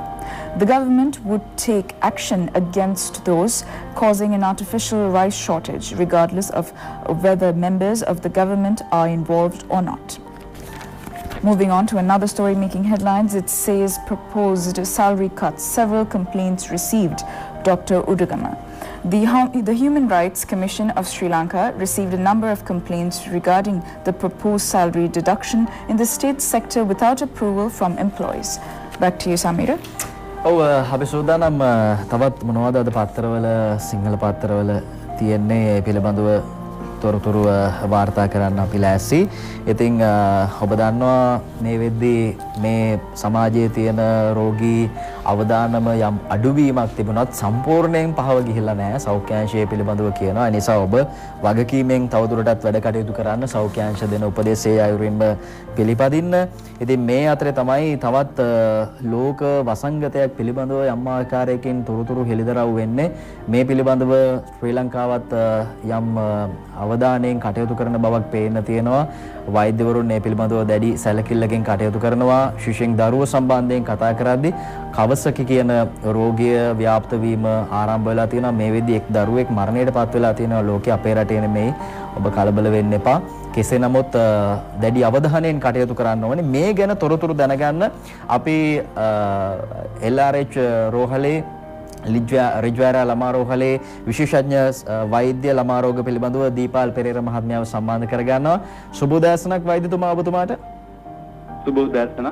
වෛද්‍යතුමා අපිට කියන්න මේ කවසක කියන රෝගය එක්තරා වෛද්‍යවරයෙක් තමයි හොයාගන්නේ මීට අවුරුදු ගණනාවකට කලින්. මේ වෛද්‍යවරයාගේ නම තමයි රෝගයටත් යොදලා තියෙන්නේ. ඉතින් මේ කාරණයක් එක්ක මේක මේ අලුත් රෝගයක් නෙමෙයි නේද වෛද්‍යතුමා? නෑ මේක 1960 ගණන් ඉඳලම සාකච්ඡා වෙච්ච රෝගයක්. ඉතින් කවසකි කියන වෛද්‍යවරයා 1967 දී මේ පරීක්ෂණ වලින් ඒ රෝගයට නමක් දීලා ඒක ජපානයේ මුලින්ම පෙන්눔 කරා. ඉතින් ළමා රෝහලෙත් ළමා රෝග වෛද්‍යවරු විදිහට අපි පහුගිය අවුරුදු 20 දිම මේ රෝගය හඳුනාගත්තා. ඉතින් මේ රෝගයට අපිට බියවිය යුත්තේ ඒකෙන් පසු අතුරු ආබාධයක් විදිහට හෘද ආබාධ ඇති වෙන්න පුළුවන්. හෘදයේ අර කිරීටක ධමනි වලට හානි වෙන්න පුළුවන්. ඉතින් මේකේ රෝග ලක්ෂණ විදිහ අපි හැමෝම දැනගන්නවා නම් සාමාන්‍යයෙන් මේක අවුරුදු 5ට අඩු දරුවන්ට තමයි ඇති වෙන්නේ. මේකෙදී රෝග ලක්ෂණ විදිහට උණ හැදෙනවා. උණ දවස් 5ට වැඩිය පවතිනවා. මේ උණ පැරසිටමෝල් දුන්නට හොඳ වෙන්නේ නැහැ. ඉතින් අර ඒ වගේ තත්ත්වයක් එක්ක අනිත් රෝග ලක්ෂණ. ඒ කියන්නේ ඇස් රතු වෙනවා. හැබැයි ඇස් වල කබ එන්නේ නැහැ. දිව රතු වෙනවා, තොල් රතු වෙනවා, දිව නිකන් ස්ට්‍රෝබෙරි එකක් වගේ වෙනවා. ඉතින් අර ඒ වගේ රෝග ලක්ෂණත් ඊට අමතරව බෙල්ලේ වසා ගැටදී ඉදිමෙනවා. හැමේ රතු ලප ඇති වෙන්න පුළුවන්. ඉතින් මේ වගේ තත්ත්වයක් එක්ක ඉක්මනටම රෝගේ අඳුරගත්තොත් අපිට ප්‍රතිකාර ඉක්මනට ලබා දුන්නොත් මම අර ඉස්සර කියපු ඒ හෘද ආබාධ හෘදේ හානි වෙන එක අපිට වළක්වා ගන්න පුළුවන්. ප්‍රතිකාර විදියට රෝගේ ඉක්මනට අඳුරගත්තොත් අපිට දෙන්න පුළුවන් ඇස්පිරින් සහ ඉමුනෝග්ලොබිලින් කියන එක. මේක ඇත්තටම සොයන් ප්‍රතිශක්ති කරන රෝගයක්. ඒ කියන්නේ කෙලින්ම වෛරස් එකකට පස්සේ හැදෙන එකක් නෙමෙයි. බොහෝ වෛරස් වලට පස්සේ. ඉතින් මේක මේ දවස්වල අපි කතා කරන්නේ ඇමරිකාව, චීනය, ඉතාලිය වගේ අර ගොඩාක් රෝගීන් වාර්තා වෙච්ච කවසකි කොරෝනා රෝගය වැඩිපුර වාර්තා වෙච්ච ප්‍රදේශවල කවසකි රෝගය තියෙන රෝග ලක්ෂණ ඇති දරුවෝ වැඩි වෙලා තියෙනවා. ඒ වෛද්‍යතුමා සමාවෙන්න අපිට කියන්න මේ කොරෝනා සහ කවසක අතර යම් සම්බන්ධයක් තියෙනවා කියලා හොයාගෙන තියෙනවද? කොරෝනා ඕනෙම වෛරස් එකක්. හැබැයි කොරෝනා වලට පස්සේ කවසකි රෝගයේ ලක්ෂණ තියෙන රෝගීන්ගේ වැඩිවීමක් තියෙනවා. ඉතින් අර කෙලින්ම කොරෝනා වෛරස් එකෙන්ම කවසකි හදනව නෙමෙයි. හැබැයි බොහෝ වෛරස් වලින් හැදෙන්නත් පුළුවන්. හැබැයි මේ කොරෝනා වෛරස් එකට පස්සේ කවසකි රෝගයේ රෝග ලක්ෂණ තියෙන රෝගීන් වැඩිවීම නිසා ඉතින් ඒක ගැන කල්පනාකාරී විය යුතුයි. මොකද මේකට ඒ පළවෙනි දවස් කිහිපය තුළතම ප්‍රතිකාර කරොත් ඒ හෘදයට පැතිරෙන එක, හෘදයට ආබාධ වෙන එක. ඉතින් සාමාන්‍යයෙන් හෘදයට ආබාධ වෙන්නේ අපේ ඇඟෙන්ම ප්‍රතිදේහ නිෂ්පාදනය වෙලා. ඉතින් අර ඒක ඉක්මනටම ප්‍රතිකාර දුන්නොත් ප්‍රතිකාර විදිහට මම ඉස්සෙල්ලා කිව්වේ ඇස්පිරින් සහ ඉමුනෝග්ලොබිලින් කියන එක. ඒක ඉක්මනට දුන්නොත් අර මේව වළක්ව ගන්න පුළුවන්. නැත්නම් දීර්ඝ කාලීනව මේක මේ දරුවන්ව මේ පුද්ගලයන්ව අපිට පරීක්ෂණයට සායන වලට ගෙන්නලා පරීක්ෂා කරන්න ඕනේ හෘදේ වස්තුවේ බලපෑම අඩු වෙලාද කියලා. ඒකින් තමයි අපි දැනුවත් විය යුතුයි. දැනටත් දැනෙන රෝගීන් මේ රටවලින් වාර්තා වෙන නිසා අපේ රටෙත් කොරෝනා රෝගීන් යම් කිසි ප්‍රමාණයක් වාර්තා වෙච්ච නිසා අපි ප්‍රවේශම් විය යුතු ඉක්මනට රෝගය අඳුරගත්තොත් අපිට ප්‍රතිකාර කරන්න පුළුවන්. ඒතකොට දීර්ඝ කාලීනව මේ මතුවෙන ගැටලු අපිට අඩු කරගන්න පුළුවන්. වෛද්‍යතුමනි අපිට කියන්න දැන් මේක සාමාන්‍ය ලෙඩක් කියලා කියවනේ. කියන්නේ මේක මේ අලුත් රෝගයක් නෙමේ කාලයක ඉඳලා තියෙන ලෙඩක්. සාමාන්‍යයෙන් දවසකට රිචුආරියා රෝහලට මේ වගේ දරුවෝ කී දෙනෙක් විතර එනවද ප්‍රතිකාර ලබා ගන්න? එච්චරම එහෙමම නෙමෙයි. සාමාන්‍ය අවුරුද්දකට අපිට 50ක් 100ක් අතර වගේ රෝගීන් කලශක්තිය වලින් වාර්තා වෙනවා. හරි. මෙතනින් එහා වෛද්‍යතුමනි කොහොමද දැන් මේ වගේ රෝග ලක්ෂණ තියෙනවා නම් ඇස් රතු වෙන එක, ඒ වගේම තද උණ, හැමේ යම් ආකාරයක රතු ලප ඇති වෙනවා, මේ වගේ තත්ත්වයක් තියෙනවා නම් විශේෂයෙන්ම අපේ සමහර දෙමාපියෝ දැන් කොරෝනා වලට බයේ සෙම්පතිෂ්‍යා ගතියක් තියෙනවා නම්, ඒ වගේම උණ තියෙනවා නම් රෝහල් වලට එක් කරගෙන යන්නේ නැහැ උණ අඩු වෙනකන්. මොකද PCR පරීක්ෂණ වලට ලක් කරනවා කියනවා. ඒ නිසා ටිකක් උණ අඩු වුණාම තමයි දරුවෝ එක්ක යන්නේ. දැන් මේ රෝගයත් එක්ක මොකද්ද කරන්න ඕනි හොඳම දේ දරුවෝ පරිස්සම් කරගන්න වෛද්‍යතුමනි? ඒක තමයි ඇත්තටම දෙමව්පියෝ දැනුවත් කිරීම අපි කළ යුතුයි. මේ රෝගේ කල් දාන්න එපා. මේකට බය වෙන්න එපා. කොරෝනාත් දැන් අපි සෑහෙන දුරට මර්ධනය කරගෙන ඉන්නේ. ඉතින් අර මේ රෝගය වුණත් අපි ඉක්මනට අඳුරගත්තොත්, ඉක්මනට ප්‍රතිකාර කරොත් අපිට දීර්ඝ කාලීනව විඳවන්න වෙන්නේ නැහැ. ඒ නිසා අපි කරන්න ඕනේ මේ රෝග ලක්ෂණ තියන අය. මම ආපෞසරයක් කියන්නම්. උණ දවස් 5ට වැඩිය පවතිනවා. උණ පැරසිටමෝල් දුන්නට අඩු වෙන්නේත් නැහැ. ඊට පස්සේ ඔය හැමේ රතු ලප ඇති වෙනවා, ඇස් දෙක රතු වෙනවා, තොල් රතු වෙනවා, දිව නිකන් ස්ට්‍රෝබෙරි එකක් වගේ වෙනවා. බෙල්ලේ වසා ගැටි ලොකු වෙනවා. ওই ටික මම හිතන්නේ අම්මලා තාත්තලාට අඳුර ගන්න පුළුවන් වුණොත් කලබල වෙන්න එපා. ඉතින් මේක කවසකි රෝගේ රෝග ලක්ෂණ වෙන්න පුළුවන් හින්දා මම හිතන්නේ ළමා රෝග විශේෂඥයෙක් ඉන්න රෝහලක් වෙත ගියොත් ඒ වෛද්‍යවරයා රෝගියාව අඳුරගෙන රෝග ලක්ෂණ වලින්, ඇත්තටම අපි කරන්නේ රෝග ලක්ෂණ වලින් අඳුනාගෙන රෝගයක් ඉක්මනටම ප්‍රතිකාර පටන් ගත්තොත් මම කිව්වේ ඇස්ප්‍රින් සහ ඉමුනොග්ලොබිලින් මේ දරුවා දවස් 2ක් විතර යද්දී උණත් බහැලා යනවා. ඒතර සුව වෙනවා. ඊට අමතරව අපි කළ යුතු තව පරීක්ෂණයක් තියෙනවා. ඇත්තටම එකෝකාඩියෝග්‍රෑම් කියන එක කරලා බලන්න ඕනේ. හෘද වස්තුවට බලපෑම් ඇති වෙලා තියෙනවද කියලා. ඊට අමතරව ෆුල් බ්ලඩ් කවුන්ට් එකයි ESR එකයි අපිට කරලා බලන්න පුළුවන්. ඊටත් අමතරව කිව යුද්ධයක් තමයි හදිස්සිය මේක මිස්තුනොත් අඩු වයසෙන් හෘදයාබාධ ඇති වෙන අය අපි අහලා තියෙනවානේ. අවුරුදු 15 20 30 අර ඒකට එක හේතුවක් 5% විතර මේ අඩු වයසෙන් හෘදයාබාධ ඇති වෙන පුද්ගලයන්ගේ අපිට මිස් වෙලා තියෙනවා මේ කවසකි ඩිසීස් එක. අර ඒක නිසා මේ දවස්වල මේ වැඩිවීම ලෝකේ හැමතැනම වැඩිවීම අපේ රටේ වැඩි විය හැකි. ඉතින් ඒකට අපි ගොඩක් පරක්කු වෙලා ප්‍රතිකාර දෙන්න යනවට වැඩිය කාලයක් අපිට ප්‍රතිකාර කරන්න වෙනවා, සායන වලට ගෙන්න ගන්න වෙනවා. එහෙම නැතුව ඊට අමතරව අපිට බලාපොරොත්තු වෙන්න වෙයි අඩු වයසින් හෘදයාබාධ, heart attack එන්න පුළුවන්. අර ඒව ඔක්කොම වළක්වන්න ගන්න පුළුවන් මේ දවස් ටිකේදී අපිට මේ රෝග ලක්ෂණ තියෙන දරුවෝ අඳුරගත්තොත්. දැන් දරුවෝ කියන්නේ සාමාන්‍යයෙන් අවුරුදු 5ට අඩු දරුවන් තමයි හැදෙන්නේ. හැබැයි මේ දවස්වල වාර්තා වෙලා තියෙනවා මේ කවසකි ලයික් ඉල්නස්, ඒ කවසකි වගේ රෝග තියෙන ඒ ඇමරිකාව, ඉතාලිය වගේ රටවල් වල අවුරුදු 5ට වැඩි, ඒ කියන්නේ අවුරුදු 5 10 15 අතර දරුවන්ට උනත් මේ රෝග ලක්ෂණ ඇති වෙලා තියෙනවා. ඉතින් මෙහෙම රෝග ලක්ෂණ තියෙනවා නම් වැඩිහිටියෝ දෙමව්පියෝ විදිහට ඒ දරුවන්ව මම කියන්නේ විශේෂඥ වෛද්‍යවරයෙක් ඉන්න රෝහලක් වෙත ගෙනියන්න. මම හිතන්නේ එතුමන්ලා අඳුරගෙන ඉක්මනටම ප්‍රතිකාර පටන් ගනී. ඒක සමාජයට මම හිතන්නේ ලොකු සේවයක් මේ වෙලාවේ කරගන්න පුළුවන්. හොඳයි, බොහොම ස්තුතියි වෛද්‍යතුමනි. වෛද්‍ය දීපාල් පෙරේරා ළමා රෝග පිළිබඳව විශේෂඥ වෛද්‍යතුමා අපි සම්මාන කරගත්තේ. ඉතින් නිශ්චිත ප්‍රතිකාර තියෙනවා එතුමා කියන විදිහට.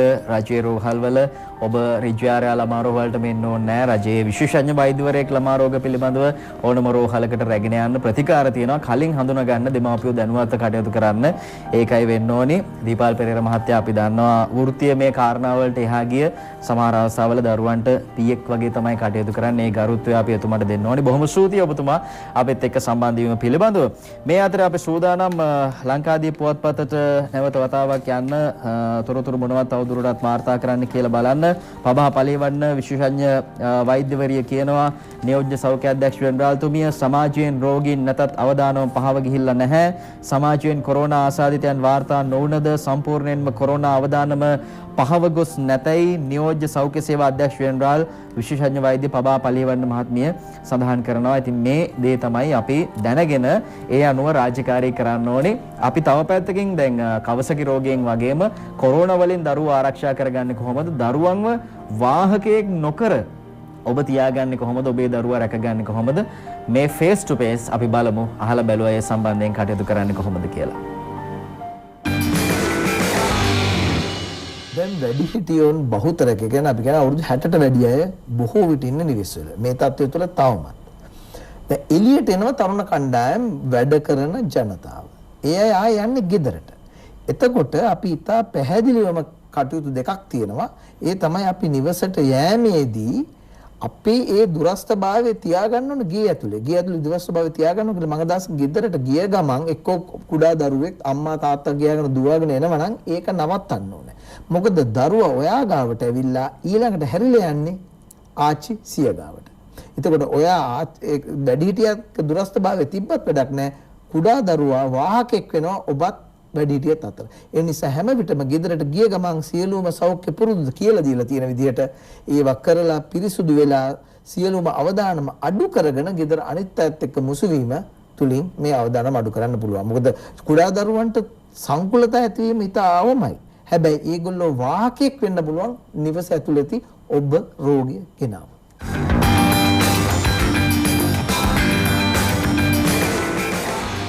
අපේ අම්මා තාත්තලා දරුවන්ට ගොඩක් ආදරේ. ඉතින් පොඩි පොඩි තැන්වලදී අතපසුවීමෙන් ඉඩකඩ තියෙනවා. ඒ නිසා තමයි සැරින් සැරේ අපි මේ දේවල් මතක් කරන්නේ. ඔබ ගෙදරට ඇතුල් වෙනකොට රාජකාරී කටයුතු වලට ගිහිල්ලා එළියෙම පිරිසිදු වෙලා සෞඛ්‍ය ආරක්ෂිත ක්‍රමවේද අනුගමනය කරමින් නිවසට ඇතුල් වෙන්න. දරුවන්ට ලොකු බලපෑමක් කොරෝනා වලින් නැහැ. කෙසේ නමුත් රෝග වාහකයෙක් වෙන්න පුළුවන් කියලායි වෛද්‍යතුමා කියන්නේ. ඉතින් ඒවෙන් අපි ආරක්ෂා කරගන්න ඕනේ. මේ අතරේ ආර්ථිකය පිළිබඳව කතා කරද්දී රටේ කොහොමද දැන් ආර්ථිකය අපි ගොඩනගන්නේ? ඒ පිළිබඳව දැනුම තියෙන ආර්ථික විශේෂඥයන් අතේ ඒ දැනුම මේ වෙද්දී ලබා ගන්න ආකාරයක් තමයි අපි දකින්නේ. කොරෝනා පාලනය කරන්න සෞඛ්‍ය අංශවල ඒ සෞඛ්‍ය විශේෂඥ ඥානය ලබා ගත්තා වගේ අද වාර්තා කරනවා ලංකාදීප පුවත්පත හිටපු මහ බැංකුව අධිපතිතුමාගේ ප්‍රකාශයක්. එතුමා කාරණා ගණනාවක් කියනවා කොහොමද ආර්ථිකය ඉහළට ගේන්නේ කියන කාරණය සම්බන්ධයෙන්. කෙටි කාලයකට සහන දීලා ව්‍යාපාර රැකගත යුතුයි. ඒ වගේම EPF අරමුදලේ තැන්පත් හිමියන්ට එයින් යම් මුදලක් දුන්නොත් රටේ මුදල් සංසරණය වැඩි වෙනවා.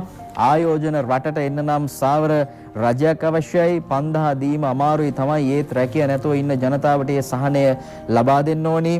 මෙහෙම කියන්නේ හිටපු මහ බැංකුව අධිපති වගේම අග්‍රාමාත්‍ය ජ්‍යෙෂ්ඨ ආර්ථික උපදේශක අජිත් නිවාඩ් කබ්‍රාල් මහත්තයා 2019-2020 වසරවලදී ශ්‍රී ලංකාවේ ආර්ථිකයේ කඩාවැටීමට හේතු දෙකක් බලපෑ අතර පාස්කු ප්‍රහාරය සහ කොරෝනා වෛරසයේ බලපෑම එම හේතු දෙක බව ඔහු සඳහන් කරනවා. කෙසේ වෙතත් ඉන් නැගිටීමට ලංකාවාසී සමගයේ සහයෝගය අවශ්‍ය බව තමයි අජිත් නිවාඩ් කබ්‍රාල් මහත්තයා කියන්නේ. ආර්ථිකය ගැන කතා කරද්දී එතුමාට ඉතාමත් හසල දැනුමක් තියෙනවා.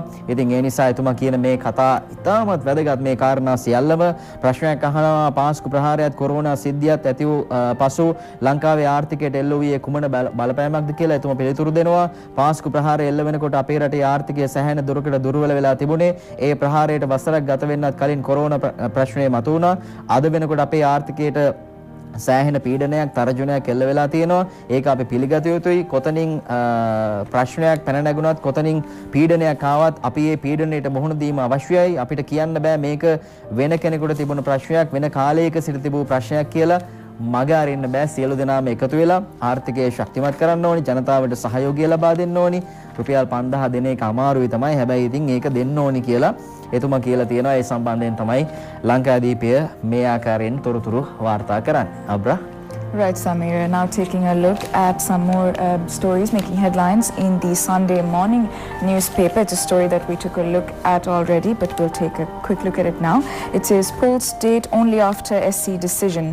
Elections Commission Chairman Mahinda Deshapriya said the date of the next parliamentary election would be announced after the Supreme Court's decision on the ongoing fundamental rights petitions filed by several parties.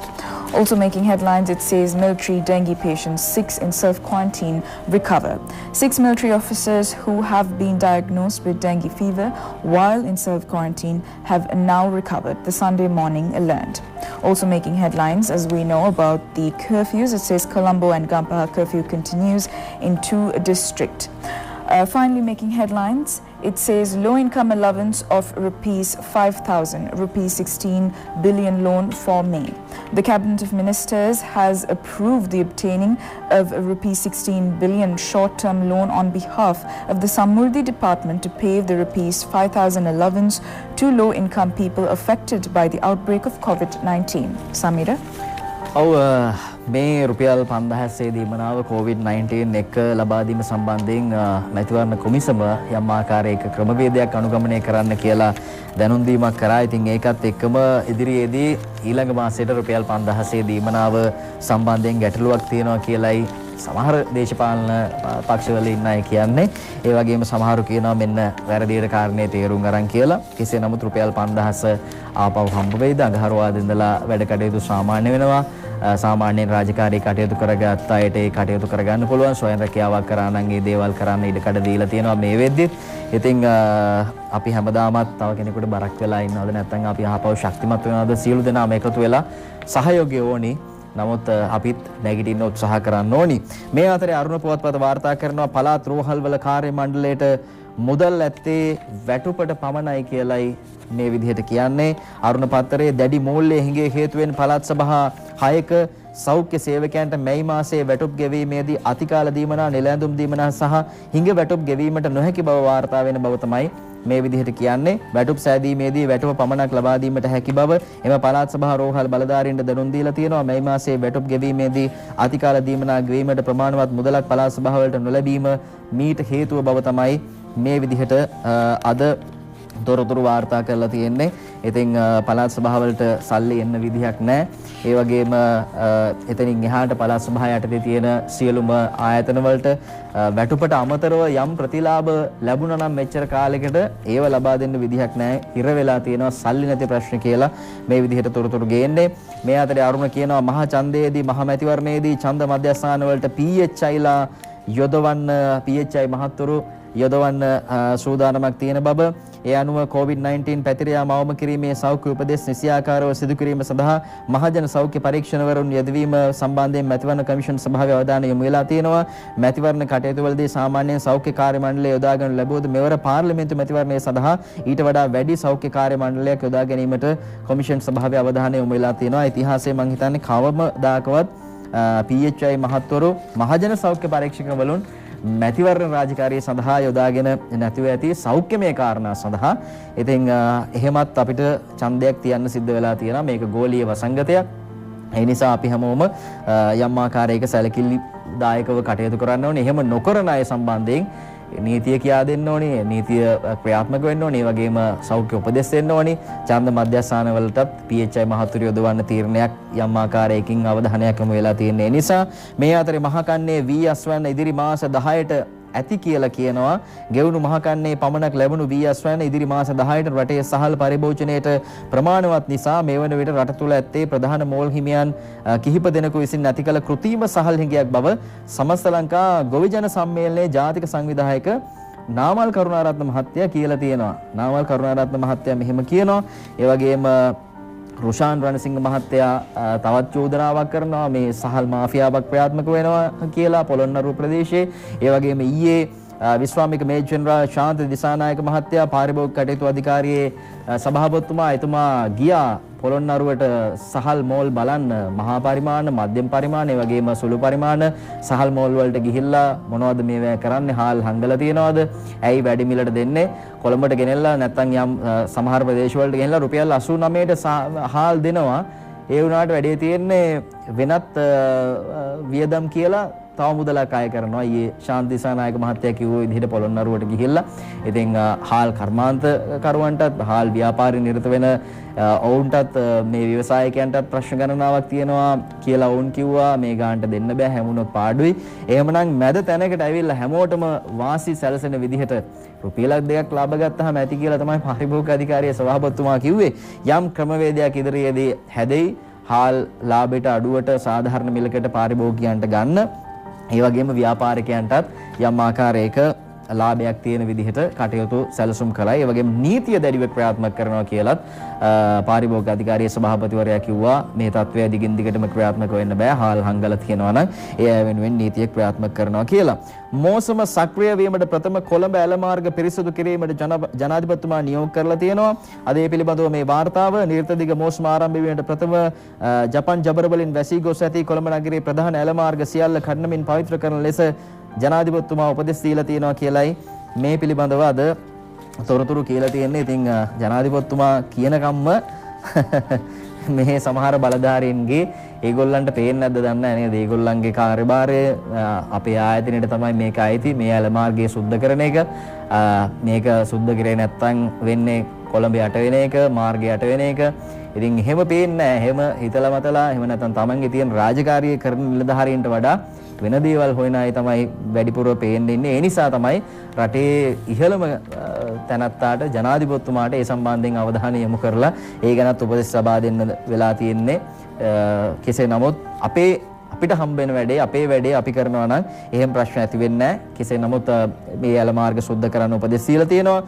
බන්ධනාගාර සුද්ධ කරන වැඩේට ලොක්කෙකුගේ බාල්දියක් කියලා අරුණ පුවත්පත වාර්තා කරනවා.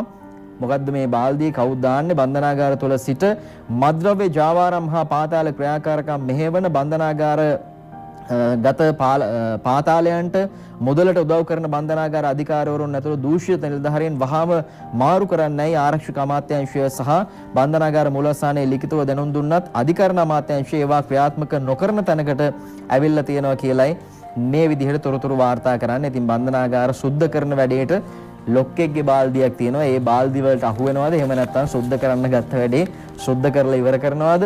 අපි දැක්ක පහුගිය දවසක ගෙනාවු ලොකුම කුඩු තොගේ මේ ආසන්න වශයෙන් හම්බ වුණ මද්ද්‍රව්‍ය තොගය ඒ සියල්ල ඒ මෙහෙවල තියෙන ඇතුලේ ඉඳපු කවුද මන්දාර අන්වර්ථ නාමයකින් හඳුන්වන එක්කෙනෙක්. ඉතින් ඇතුලේ සියලු පහසුකම් ලබා දෙනවා සමහර බන්ධනාගාරගත වූවන්ට. නිලධාරීන් මේවට සම්බන්ධයි. ඒ නිසා නිලධාරීනුත් සමහර අය සුද්ධ වෙන්න ඕනි. බන්ධනාගාර සුද්ධ කරනවා කියන්නේ ඒකටම අදාළයි කියන එකත් මහ ජනතාවට නම් හිතිලා තියෙන්නේ. මේ අතරේ දැන් නැගෙනහිර පළාත ගැන කතා කරද්දී පහුගිය කාලවකවානුව තුල ආගමික ස්ථාන දැඩි වශයෙන් මේ කොල්ලකරුවන්ගේ අතට අහු වුණා, ඉඩම් කොල්ල කෑවා. ඉතින් ඒ සම්බන්ධයෙන් අවධානය යොමු වුණේ නැහැ. එවකට කෙසේ නමුත් දැන් ඒ පිළිබඳව දැඩි අවධානය යොමු වෙලා තියෙනවා. මුහුදු මහා විහාරය ඔබට මතකයි පහුගිය සතියේ ඒ සම්බන්ධයෙන් නාවික අනුකණ්ඩයක්, හමුදා අනුකණ්ඩයක් පිහිටෙව්වා ආරක්ෂාව වෙනුවෙන් මුහුදු මහා විහාරයේ. ඒ වගේම ජනාධිපතිතුමා සහ මහානායක ස්වාමින් වහන්සේලා ඇතුළු ගෞරවනීය මහා සංඝරත්නය සමග සාකච්ඡාවක් පැවැත්වුණා. එතනදිත් ජනාධිපතිතුමා කිව්වා පුරාවස්තු ආරක්ෂා කරගෙන නැගෙනහිර පළාතේ කටයුතු කරන්න විශේෂ වැඩපිළිවෙලක් ක්‍රියාත්මක කරනවා කියලා. අපි බලමු. අතිපූජ්‍ය මහානායක ස්වාමින් වහන්සේ ප්‍රමුඛ මහා සංඝරත්නය මෙම අවස්ථාවට වැඩම කර සිටියා. නැගෙනහිර පළාතේ පුරාවස්තු පිළිබඳ සමීක්ෂණය කර ඒවා සංරක්ෂණයට පියවර ගන්නා බවයි ජනාධිපතිතුමා කියා සිටියේ. බුදුදහමට හා ත්‍රිපිටකයට පටහැනි ඇතැම් භික්ෂු ක්‍රියාකාරකම් හේතුවෙන් ශාසන කතිකාවතක අවශ්‍යතාව මහා සංඝරත්නය මෙහිදී පැහැදිලි කළා. ඒ සඳහා අවශ්‍ය ක්‍රියාමාර්ග යෝජනා කළහොත් තම දුර කාලයේදී ඊට අවශ්‍ය පිළියම් යෙදිය හැකි බවයි ජනාධිපතිතුමා කියා සිටියේ. විදේශයන්හි සිට පැමිණෙන පිරිස් සම්බන්ධයෙන් ගෙන යන වැඩපිළිවෙලද ජනාධිපතිතුමා පැහැදිලි කළා. ජාතික අධ්‍යාපන ප්‍රතිපත්තිය ක්‍රියාත්මක කිරීමේ මූලික කටයුතු ආරම්භ කර ඇති බවයි ජනාධිපතිතුමා කියා සිටියේ. මත්ද්‍රව්‍ය උවදුර මර්ධනයට පුළුල් වැඩපිළිවෙලක් ක්‍රියාත්මක කිරීමේ අවශ්‍යතාවද මහා සංඝරත්නය අවධාරණය කළා. රණවිරු සැමරුම් උළෙලේදී ජනාධිපතිතුමා කළ කතාවට උපහාර දැක්වීමට ශබ්දකෝෂයේ වචන නැති බවයි මහා සංඝරත්නය ආශිර්වාද කරමින් ප්‍රකාශ කළේ. ශ්‍රී ලංකාව කොවිඩ් පරාජය සඳහාගත් පියවර ලොව සියලු රටවල් අගයද්දී විපක්ෂය ඉතා කුහක ලෙස කටයුතු කිරීම පිළිකුලෙන් හෙලා දකින බව මහා සංඝරත්නය කියා සිටියා. කොවිඩ් වසංගතයෙන් ව්‍යාකූලත්වයට පත් සමාජය ප්‍රකෘති තත්ත්වයට පත් කිරීමේදී මහා සංඝරත්නය සතුව විශාල වගකීමක් පවතිනවා. භික්ෂුන් වහන්සේගෙන් සැදුම්ලත් කමිටුවක් තුළින් ඒ සඳහා නිසි වැඩපිළිවෙලක් ක්‍රියාත්මක කරන බවයි උන්වහන්සේ ජනාධිපතිතුමා වෙත දැනුම් දුන්නේ. ජාතික ආරක්ෂාව පිළිබඳව මම නිතරම ක්‍රියා කරනවා. ආරක්ෂක ලේකම්වරයාගේ ඉඳලා සියලුම ඒහා සම්බන්ධ තනතුරු මට විශ්වාස ඒ වගේම හැකියාවක් තියෙන දක්ෂ පුද්ගලයන් මම පත් කරලා තියෙන්නේ. ඒ අයට නිසි උපදෙස් දීලා තිනවා, සෑම විටම සාකච්ඡා කරනවා. බුද්ධ්‍යාංශය ඉතාමත්ම වැදගත් මේ කාර්යයේදී. ඒ අයට නිසි බලතල ලබා දීලා තිනවා. හොඳ පුද්ගලයන් මම පත් කරලා තියෙනවා. නිරතුරුවම මමත් ඒ පිළිබඳව එයාත් සමග මේ කාර්ය හරියට සිද්ධ වෙනවාද කියන එක මම පරීක්ෂා කරනවා. කුඩු සම්බන්ධයෙන් උත් පසුගිය කාලේ කොතරම් ඒවා අත්අඩංගුවට ගත්තද කියන එක නාවික හමුදාව සහ පොලිසිය අසින් ඉතිහාසයේ නොවිරු තරමට ගත්තා. මොකද අපි මේ පිළිබඳව විශාල ක්‍රියාමාර්ගයක් අරගෙන තිබෙනවා. මේක ඉතාමත්ම අභියෝගයට ලක්වුණු දෙයක්. මේක පැතිරිලා තියෙනවා. විවිධ අය අතර මේකේ සහයෝගය ලැබිලා තියෙනවා. ඉතින් ඒවා පාලනය කරගෙන ඉස්සරහට යන්නට සුදුසු මම හිතනවා ඒක නිලධාරීන් මම පත් කරලා තියෙන එක ක්‍රියාත්මක වෙනවා. ජාතික ආරක්ෂාව සම්බන්ධයෙන් ගැටලු ප්‍රශ්න ගණනාවක් තිබුණා. ඉතින් ජනාධිපතිතුමා කියනවා ගෞරවනීය මහා සංඝරත්නයේ හමුවේ සුදුසු නිලධාරීන් එතුමාට විශ්වාසවන්ත නිලධාරීන් ඒ සඳහා පත් කරලා තියෙනවා ආරක්ෂක ලේකම්වරයා ඇතුළු. ඒ නිසා එතන ප්‍රශ්නයක් නැහැ. ඒ වගේම පුරාවස්තු ආරක්ෂා කරගෙන ඉදිරියට යන්න මේවා අනාගත පරම්පරාවට ලබා දෙන්න ඕනි කරන වැඩපිළිවෙල හදනවා කියලා ගෞරවනීය මහා සංඝරත්නයේ හමුවේ සඳහන් කරනවා. ඒ ගැනයි මේ වාර්තාව. මේ අතරේ අපි සූදානම් ඉංග්‍රීසි පුවත්පත් අවුරුද්දටත් මොනවද වාර්තා කරන්නේ අබ්‍රා? Right, Samira. Now taking a look at the Sunday Observer newspaper, a question that's on a lot of people's heads is when will the Bandaranaike International Airport reopen? Making headlines, it says BIA will open within 12 hours of approval, says Minister Ranatunga. Awaiting recommendations from Presidential Task Force, numerous inquiries from foreign countries. It says Minister of Industrial Export, Investment Promotion, Tourism and Aviation Prasanna Ranatunga yesterday said he would open the Bandaranaike International Airport within 12 hours of its approval by the Presidential Task Force on COVID-19.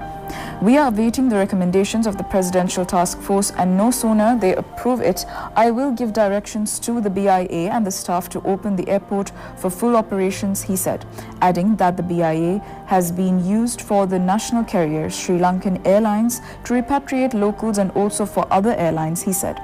The minister said the BIA would be opened at the first given opportunity as there were numerous inquiries from India, China and the European countries who have made sure that Sri Lanka is a safe place to visit, he said. Moving on to another story making headlines. Now, alongside COVID-19, we can see a positive decrease in the amount of confirmed cases.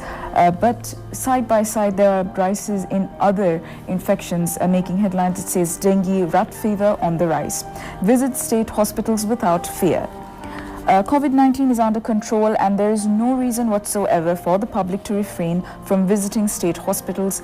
Since dengue and rat fever can increase during this rainy season, people should visit their nearest state hospital to obtain medical treatment. All state hospitals have modern medical facilities and there is no need to travel long distances to reach a specific state hospital, Health Services Director General Dr. Anil Jasinghe said. Consultant physician attached to the National Institute of Infectious Diseases, Dr. Ananda Vijay Vikrama said, people should visit state hospitals without any fear and get a full blood count done if they suffer from fever for 2 days because dengue and rat fever are on the rise now. Complications can be avoided by seeking prompt medical treatment, he added. Finally, making headlines in the Sunday Observer newspaper, it says global tourism inquiries for Sri Lanka.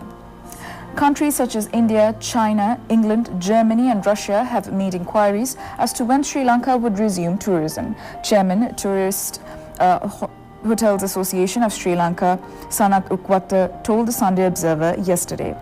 They were now making inquiries on room rates, etc. Post-August to March 2021, as that was when Sri Lanka was going to open its airports and hotels as they were keen on sending guests here, which meant the tourism in Sri Lanka is not dead yet. The tourism business has been the worst affected by the COVID-19 pandemic, and if the government relaxes border restrictions, we could reopen restaurants and even on the banquets of weddings. Back to you, Samira. ඔව් සංචාරක ශේෂ්ත්‍රය ගැටලු තියෙනවා ප්‍රශ්න තියෙනවා hotel හිමිකරුවන්ගේ ප්‍රශ්න ගණනාවක් තියෙනවා කෙසේ නමුත් ඒවා ටික ටික හදාගෙන අපි ඉස්සරහට යන්න ඕනි සංචාරක ආකර්ෂණය වැඩි කරගන්න ඕනි ජනාධිපතිතුමාගේ සංකල්පයක් තිබුණා 2030 වෙනකොට සංචාරකයන් මිලියන 7ක ප්‍රමාණයක් ලංකාවට ගෙන්වා ගන්න ඒ වැඩපිළිවෙල සකස් කරමින් පවතිනකොට තමයි මේ තත්ත්වය උදා වුනේ කනගාටුයි හැබැයි අපි නැගිටින්න ඕනේ එක තැන ඉඳලා හරියන්නේ නැහැ විරාමයක් ගන්නවා අනතුරුව තවත් තොරතුරු ගණනාවක් කියන්න සූදානම්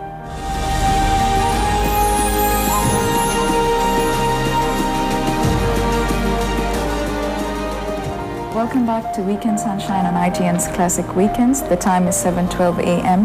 and we will now continue to take you through the rest of the newspapers to keep you updated and informed with the very latest. Samira? Abra me ඔබට මතකයි මේ සතියේ පහුගිය සතියේ වුණ අවාසනාවන්ත සිද්ධිය අර මුදල් බෙදද්දී දෙහිවල ව්‍යාපාරිකයෙක් දෙමළගොඩ ප්‍රදේශයේ මුදල් බෙදීමක් සිද්ධ කරද්දී ඇති වුණු තෙරපීමකින් තිදෙනෙක් මරණයට පත් වුණා. මාලිගාවත්තේදී තමයි මේ සිද්ධිය වුණේ. ඉතින් අද සිළුමිණ බලන්න මේ ඡායාරූපයේ තියෙන දුක, මේ කාන්තාවගේ වේදනාව අද වාර්තා කරනවා. රාමසාන් උත්සවයේ නිමිත්තෙන් මැයි 21 වෙනිදා බ්‍රහස්පතින්දා මාලිගාවත්තේදී ව්‍යාපාරිකයෙකු සිදු කළ ආධාර බෙදීමකදී ඒවා ලබා ගැනීමට පැමිණි කාන්තාවන් තිදෙනෙකු තෙරපී මිය යාමෙන් පසු එම ස්ථානයේ පැමිණි ඥාතිවරියක හඬා වැළපුණ අවස්ථාව තමයි මේ ආකාරයෙන් මේ ඡායාරූප වාර්තාව අරගෙන එන්නේ. මේ වේදනාව ඔබට හොඳින්ම පේනවා.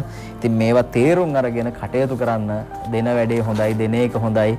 ක්‍රමවේදී ගැටලුවක් තියෙනවා. ඒවා निराකරණය කරගෙන පොලිසියත් එක්ක කතා කරලා ඉදිරියටත් ඒ වගේ යම් ආකාරයේ වැඩපිළිවෙල ඔබ ක්‍රියාත්මක කරන්න සූදානම් වෙනවා නම් ඔබ ඒ පිළිවෙත අනුගමනය කරන්න කියන එක මතක් කරන්න ඕනි. සිළුමිණ වාර්තා කරනවා මාලිගාවත්තේ කතුන් තිදෙනාගේ මරණ වලට අත්අඩංගුවට ගත් 7 දෙනා ජූනි 4 වෙනිදා දක්වා රිමාන්ඩ් කියලා.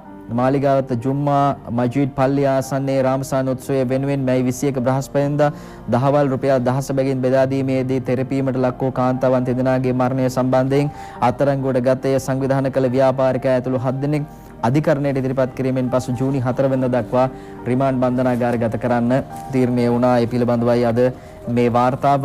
යල අස්වැන්න මෙදා දෙගුණයි මේ ප්‍රවෘත්තිය පත්තර කිහිපයකම වාර්තා කරලා තිබුණා. මෙවර යල කන්නේදී අපේක්ෂිත ගොඩමඩ ඉඩම් ප්‍රමාණයට වඩා දෙගුණයකටත් වැඩි ඉඩම් ප්‍රමාණයක් දැනටම අස්වැද්දෙමින් නැති බව ගොවි ජන සේවා අධ්‍යක්ෂ ජෙනරාල් මද්දුම් බණ්ඩාර වීරසේකර මහත්තයා කියනවා. මෙවර යල කන්නේදී කුඹුරු හෙක්ටයාර 4,23,000ක් අස්වැද්දීමට තිබූ අතර එම ප්‍රමාණයටත් වඩා හෙක්ටයාර 1,50,000ක් අස්වද්දා තියෙනවා. ඊට අමතරව ගොඩ ඉඩම් ගෙවතු ලක්ෂ 75ක් පමණ වගා කර ඇති බවත් ඒ අනුව වෙනදා වගා නොකළ ගොඩ ඉඩම් වල අක්කර 75,000ක පමණ එළවලු හා අල වර්ග වගා කරලා තියෙනවා කියලත් ගොවි ජන අධ්‍යක්ෂ ජෙනරාල්වරයා සඳහන් කරනවා. ඉදිරි දිනවලදී තවත් ගොඩ මඩ ඉඩම් ලක්ෂයක් පමණ වගා කිරීමට බිම් සකසමින් නැති බව තමයි හෙතෙම වැඩිදුරටත් කියන්නේ. ඒ පිළිබඳවයි ඉතින් මේ වාර්තාව අරගෙන තියෙන. ඉතින් ගෙවතු වගා කරලා තියෙන වගේම කලින් වගා කරපු නැති ගොඩ මඩ ඉඩම් වගා කරලා තියෙනවා. හැබැයි ප්‍රශ්නත් නේද මැසිවිලිත් අහන්න ලැබෙනවා සමහර ප්‍රදේශවල ගොවීන්ට පෝර ලැබෙන ක්‍රමවේදය හරියට සකස් වෙලා නැහැ. ඒ වගේම බීජ නැහැ. ඉතින් මේවා පිළිබඳවත් ගොවි ජන සේවා අධිකාරිය වගේම මේ සඳහා ඉන්න රාජ්‍ය ආයතන රාජ්‍ය යාන්ත්‍රණයේ ක්‍රියාත්මක වීම තවදුරටත් ඉතාමත් හොඳින් සිද්ධ වෙනවා නම් හොඳයි. නැත්නම් ප්‍රශ්නත් එක්ක ගොවීන්ට මේ අලුත් පුනරුදයකින් අලුත් උනන්දුවකින් පටන් ගත්ත වැඩේ එක තැනම ටිකක් ආපහු කම්මැලි වෙනවා. ප්‍රශ්න આવොත් ඒ නිසා ප්‍රශ්න නැතුව ගොවි ජනතාවට තමන්ගේ වැඩ ඉස්සරහට කරගෙන යන්න තියෙනවා නම් වටිනවා. මේ අතරේ සිළුමිණ කියනවා රුපියල් 5,000 සහන ආධාරය නතර කළොත් ලක්ෂ 61ක් කබලෙන් ලිපට වැටෙන බව. කොරෝනා වසංගතයෙන් පීඩාවට පත් පුද්ගලයන් ලක්ෂ 61කට ජූනි මාසයට අදාළ රුපියල් 5,000 දීමනාව ගෙවීමට රජය සැලසුම් කර තිබුණද මැතිවරණ කොමිසම මගින් එයට එරෙහිව කරුණු මතු කිරීම හේතුවෙන් එම දීමනාව නොගෙවා සිටීමට රජයට සිදුවනු ඇතැයි කියනවා. එහෙත් මේ පිළිබඳව රජය සාකච්ඡා කරලා තිබුණත් මෙතෙක් අවසන් තීරණයක් අරගෙන නැහැ කියලයි මේ අතරේ තොරතුරු වාර්තා කරන්න. ඉතින් රුපියල් 5,000 දීමනාව සම්බන්ධයෙන් මැතිවරණ කොමිසමේ ප්‍රකාශයත් එක්ක ප්‍රශ්නයක් මතුවලා තියෙනවා. වගේම දේශපාලඥයන් මේ පිළිබඳව විවිධ අදහස් පළ කරනවා. මේක තේරුම් අරගත්තේ නැහැ කියපු වැඩේ. ඒ වගේම රුපියල් 5,000 දීමනාව දෙන්නේ නැහැ කියනවා. සමහරු දෙනවා කියලා කියනවා. ඉතින් මේ ගැන විවිධ දේශපාලඥයන් මත පළ කරනවා. මේ චමින්ද විජේසිරි මහත්තයා මැතිවරණ කොමසාරිස්තුමා මැතිවරණයක් ඇසට් කරලා තියෙන වෙලාවක රාජ්‍ය අනුග්‍රහය රාජ්‍ය මැදිහත් වීම නොදී ඒ රුපියල් 5,000 ලබා දීම සඳහා කටයුතු කරන්න කියන කාරණේ ඉල්ලීම කියනකොට ආණ්ඩුව කියනවා මැතිවරණ කොමිසම මේ අහිංසක දුක් විඳින මිනිස්සුන්ට රුපියල් 5,000 දෙන්න එපයි කියලා ආණ්ඩුවකින් බේරෙන්න කටයුතු කිරීම පිළිබඳව අපි ලැජ්ජාසහගත ආණ්ඩුවට සල්ලි නැත්තම් නැහැ කියන්නේ. මොකද සමගි ජන බලවේගයයි UNPI අනුරගේ 3%යි පරද්දන්න රුපියල් 5,000 මේ රටේ මිනිසුන්ට දෙන්න ඕනේ නැහැ. මේ දුන්නේ මේ කොරෝනාවෙන් පීඩාවට පත් වෙච්ච ජනයට යම් කිසි සහනයක් ලබා දෙන්න. ඒ සහන ලබා දෙන එකටයි මේ පොල්ල දැම්මේ. ජනයා මලත්කමක් නැහැ නොකා මලත්කමක් නැහැ. ඒකෙන් ජනයා තුල පහන් සිතුවිල්ලක් ගෝඨාභය රාජපක්ෂ මැතිතුමන් කෙරෙහි මහින්ද රාජපක්ෂ මැතිතුමන් කෙරෙහි ඇති වෙනවා නම් ඒකට තිබෙන කුහකකමට තමයි අනුර දිසානායකලා සජිත්ලා රනිල්ලා මේ තුප්පයි විපක්ෂය මේ රුපියල් 5,000 දෙන එක මැතිවරණ කොමිසමට කේලම් කියලා මැතිවරණ කොමිසමෙත් ඉන්න NGO ඩොලර් කාක් කොලව්වා මේක තහනම් කරන්න කටයුතු කළේ. රටේ හොඳ වාතාවරණයක් ඇති උනායි කියලා කිව්වහම මේ මැතිවරණේ තියන්න. අපි ඒකයි අධිකරණයනොත් ඉල්ලන්නේ. එහෙම නැතුව රට නැවත විවසනයකටපත් වෙලා මේ රෝගය අපිට ඇමරිකාවේ වගේ මහා විශාල විනාශයක් ඇති නොකර ඡන්දෙන් පස්සේ රට හොඳ තත්ත්වයට පත් කරන්න කියන ඉල්ලීම තමයි අපේ තියෙන්නේ. 19 වෙනි සංශෝධනය පිළිබඳව ඒක තියෙන භයානකම කිව්වා. දැන් අපිට පේනවා ඒකෙ වෙච්ච හොඳ දෙයක් තියෙනවා. ජනාධිපති මැතිවරණය අවුරුද්දකින් පල්ලෙහාට ජනාධිපති මැතිවරණය අවුරුද්දකින් පල්ලෙහාට ආපු නිසා තමයි අද රට බේර ගන්න පුළුවන් නායකයෝ මේ රටේ බිහි ඒ වගේ සෞඛ්‍යාංශයේ විද්‍යුතුන් බිහි වුණේ. ඒ වගේ හමුදාපතිවරයෙක් බිහි වුණේ. එහෙම නුනනම් අර සෙල්ලම් සේනලා කට්ටිය එක්ක එකතු වෙලා මේ රටේ විවිධ තීන්දුව తీරන අරගත්තනම් බලා හිටිද්දී ඇමරිකාවට නොදෙවෙනි වෙන මරණ සංඛ්‍යාවක් ශ්‍රී ලංකාවෙන් දකින්න අපිට පුළුවන් කමක් ඇති වෙනවා. අපි කල් දාන්න කියලා කියන්නේ නැහැ. මැතිවරණ කොමිසමේ නිර්දේශ මේ රටේ සෞඛ්‍ය තත්ත්වය මේ රටේ මැතිවරණයට ජනතාවට සහභාගී වෙන්න පුළුවන් ඒ තත්ත්වය ඒ පරිසරයත් එක්ක තමයි මැතිවරණයේ කල් දානවද නැද්ද කියන එක තීන්දුව කරන්නේ. විශේෂයෙන්ම මැතිවරණ කොමිසම ස්වාධීනයි කියන කොමිසම ගැන සැකපහළ වෙමින් පවතිනවා මේ මොහොත වෙනකොට.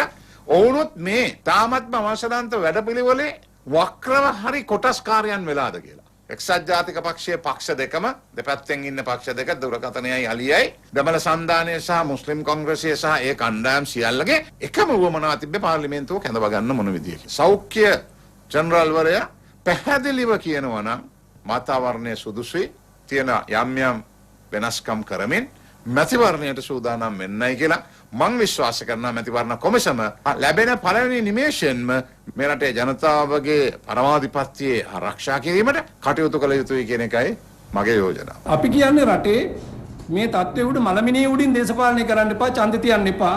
මේක මේ COVID-19 හරි වෙන ප්‍රශ්නයක් නෙවෙයි. මේක පැහැදිලි සැලැස්මක් කියලා අපිට තේරෙනවා. ඔබට ඉදිරිපත් වෙලා ඉන්න අයයි බූල්ලයි අනිත් අය ඉදිරිපත් කරලා තියෙන සමහර නීතිඥයෝ අරගොල්ලෝ මේක ඔක්කොම දිහා බැලුවම පෙරහැර යන්නේ කොහොමද කියලා. ඒකට මුහුණ දෙන්න අපි සියලු දෙනා සූදානම් වෙන්න ඕනේ. මේ රටේ ජනතාවට තව සුනාමියක් තමයි කරකවන්න හදන්නේ මේ ඔක්කොම එකතු වෙලා. මේ පාර්ලිමේන්තුව කැඳවනවද නැද්ද කියන එක ගැන ශ්‍රේෂ්ඨාධිකරණය තව දින කිහිපයකින් තීන්දුවක් දෙයි. ශ්‍රේෂ්ඨාධිකරණය කියනවා නම් කැඳවන්න කියලා අපි ලෑස්ති මේ අමතර කාලය තුල පාර්ලිමේන්තුව වශයෙන් රැස් වෙන්න. ශ්‍රේෂ්ඨාධිකරණය කියනවා නම් එහෙම කරන්න එපයි කියලා අපි ලෑස්ති මැතිවරණයකට යන්න. වෙනත් කණ්ඩායමක් විසින් හසුරුවන ආයතනයක් බවට මැතිවරණ කොමිසම පත් වෙලා ඉවරයි.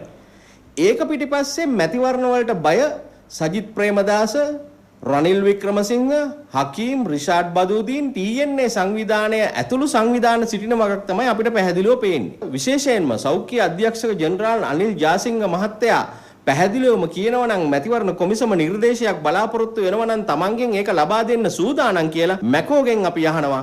ඇයි මේ නිර්දේශය ලබා ගන්න නැත්තේ?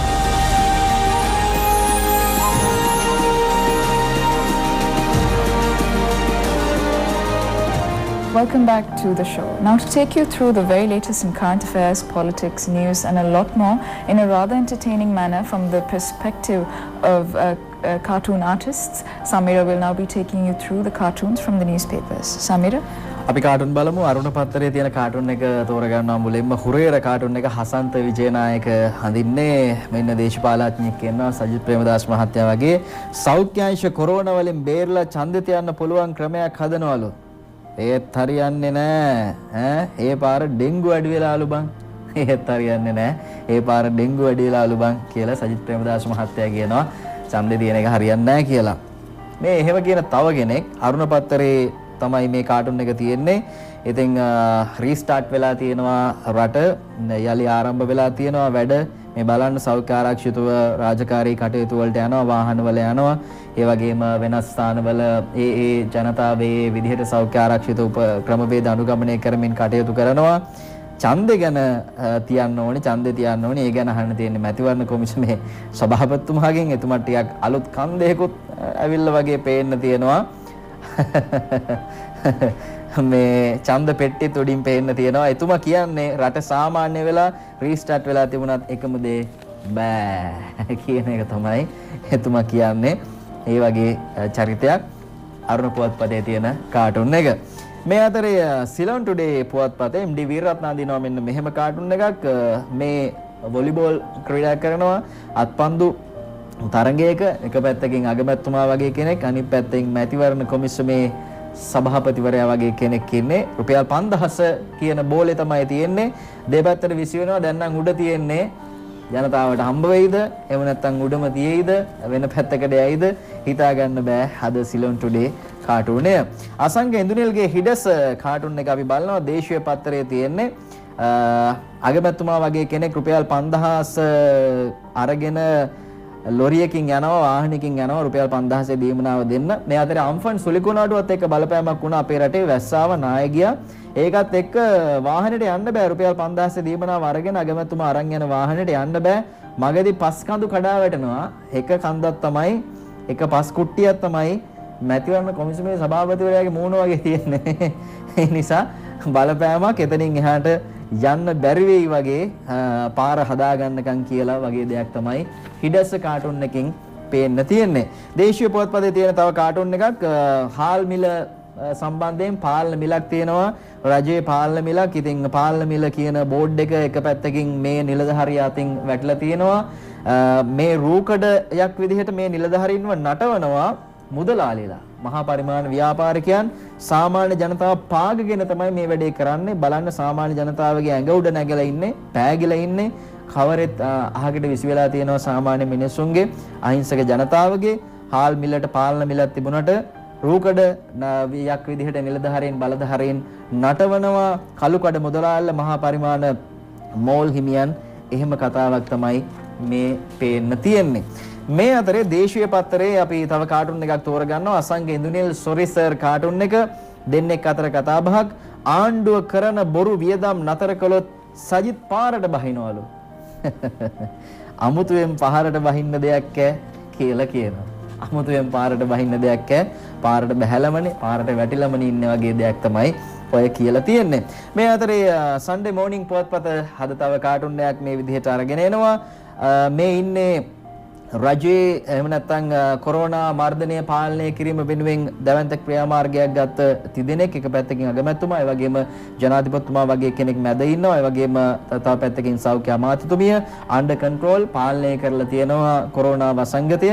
එහෙම කාටුන් එකක් තමයි අද මේ ආකාරයෙන් ඇඳලා තියෙන්නේ සන්ඩේ මෝර්නිං පුවත්පත. අබ්‍රා. Right, Samira, and this brings us to a wrap-up of Weekend Sunshine on ITN's Classic Weekends for this week. Do join us again next week for the very latest in news, politics, current affairs and a lot more. Once again, a very happy Eid ul-Fitr to all the Muslims celebrating Eid. Stay at home, stay blessed and stay safe. Samira? අබ්‍රා අපි සූදානම් අදට සමගන්න මොනතරම් කුණාටු ආවත් ඔබේ පියාපත් ගැන ඔබ විශ්වාස කරන්න, ඔබේ ශක්තිය ගැන ඔබ විශ්වාස කරන්න අපිට ඉස්සරහට යන්න පුළුවන් බය නැතුව. සුබ දවසක්, ජයග්‍රාහී සුබ වාසනාවන්ත සතියක් ඔබට ප්‍රාර්ථනා කරනවා. ජය වේවා.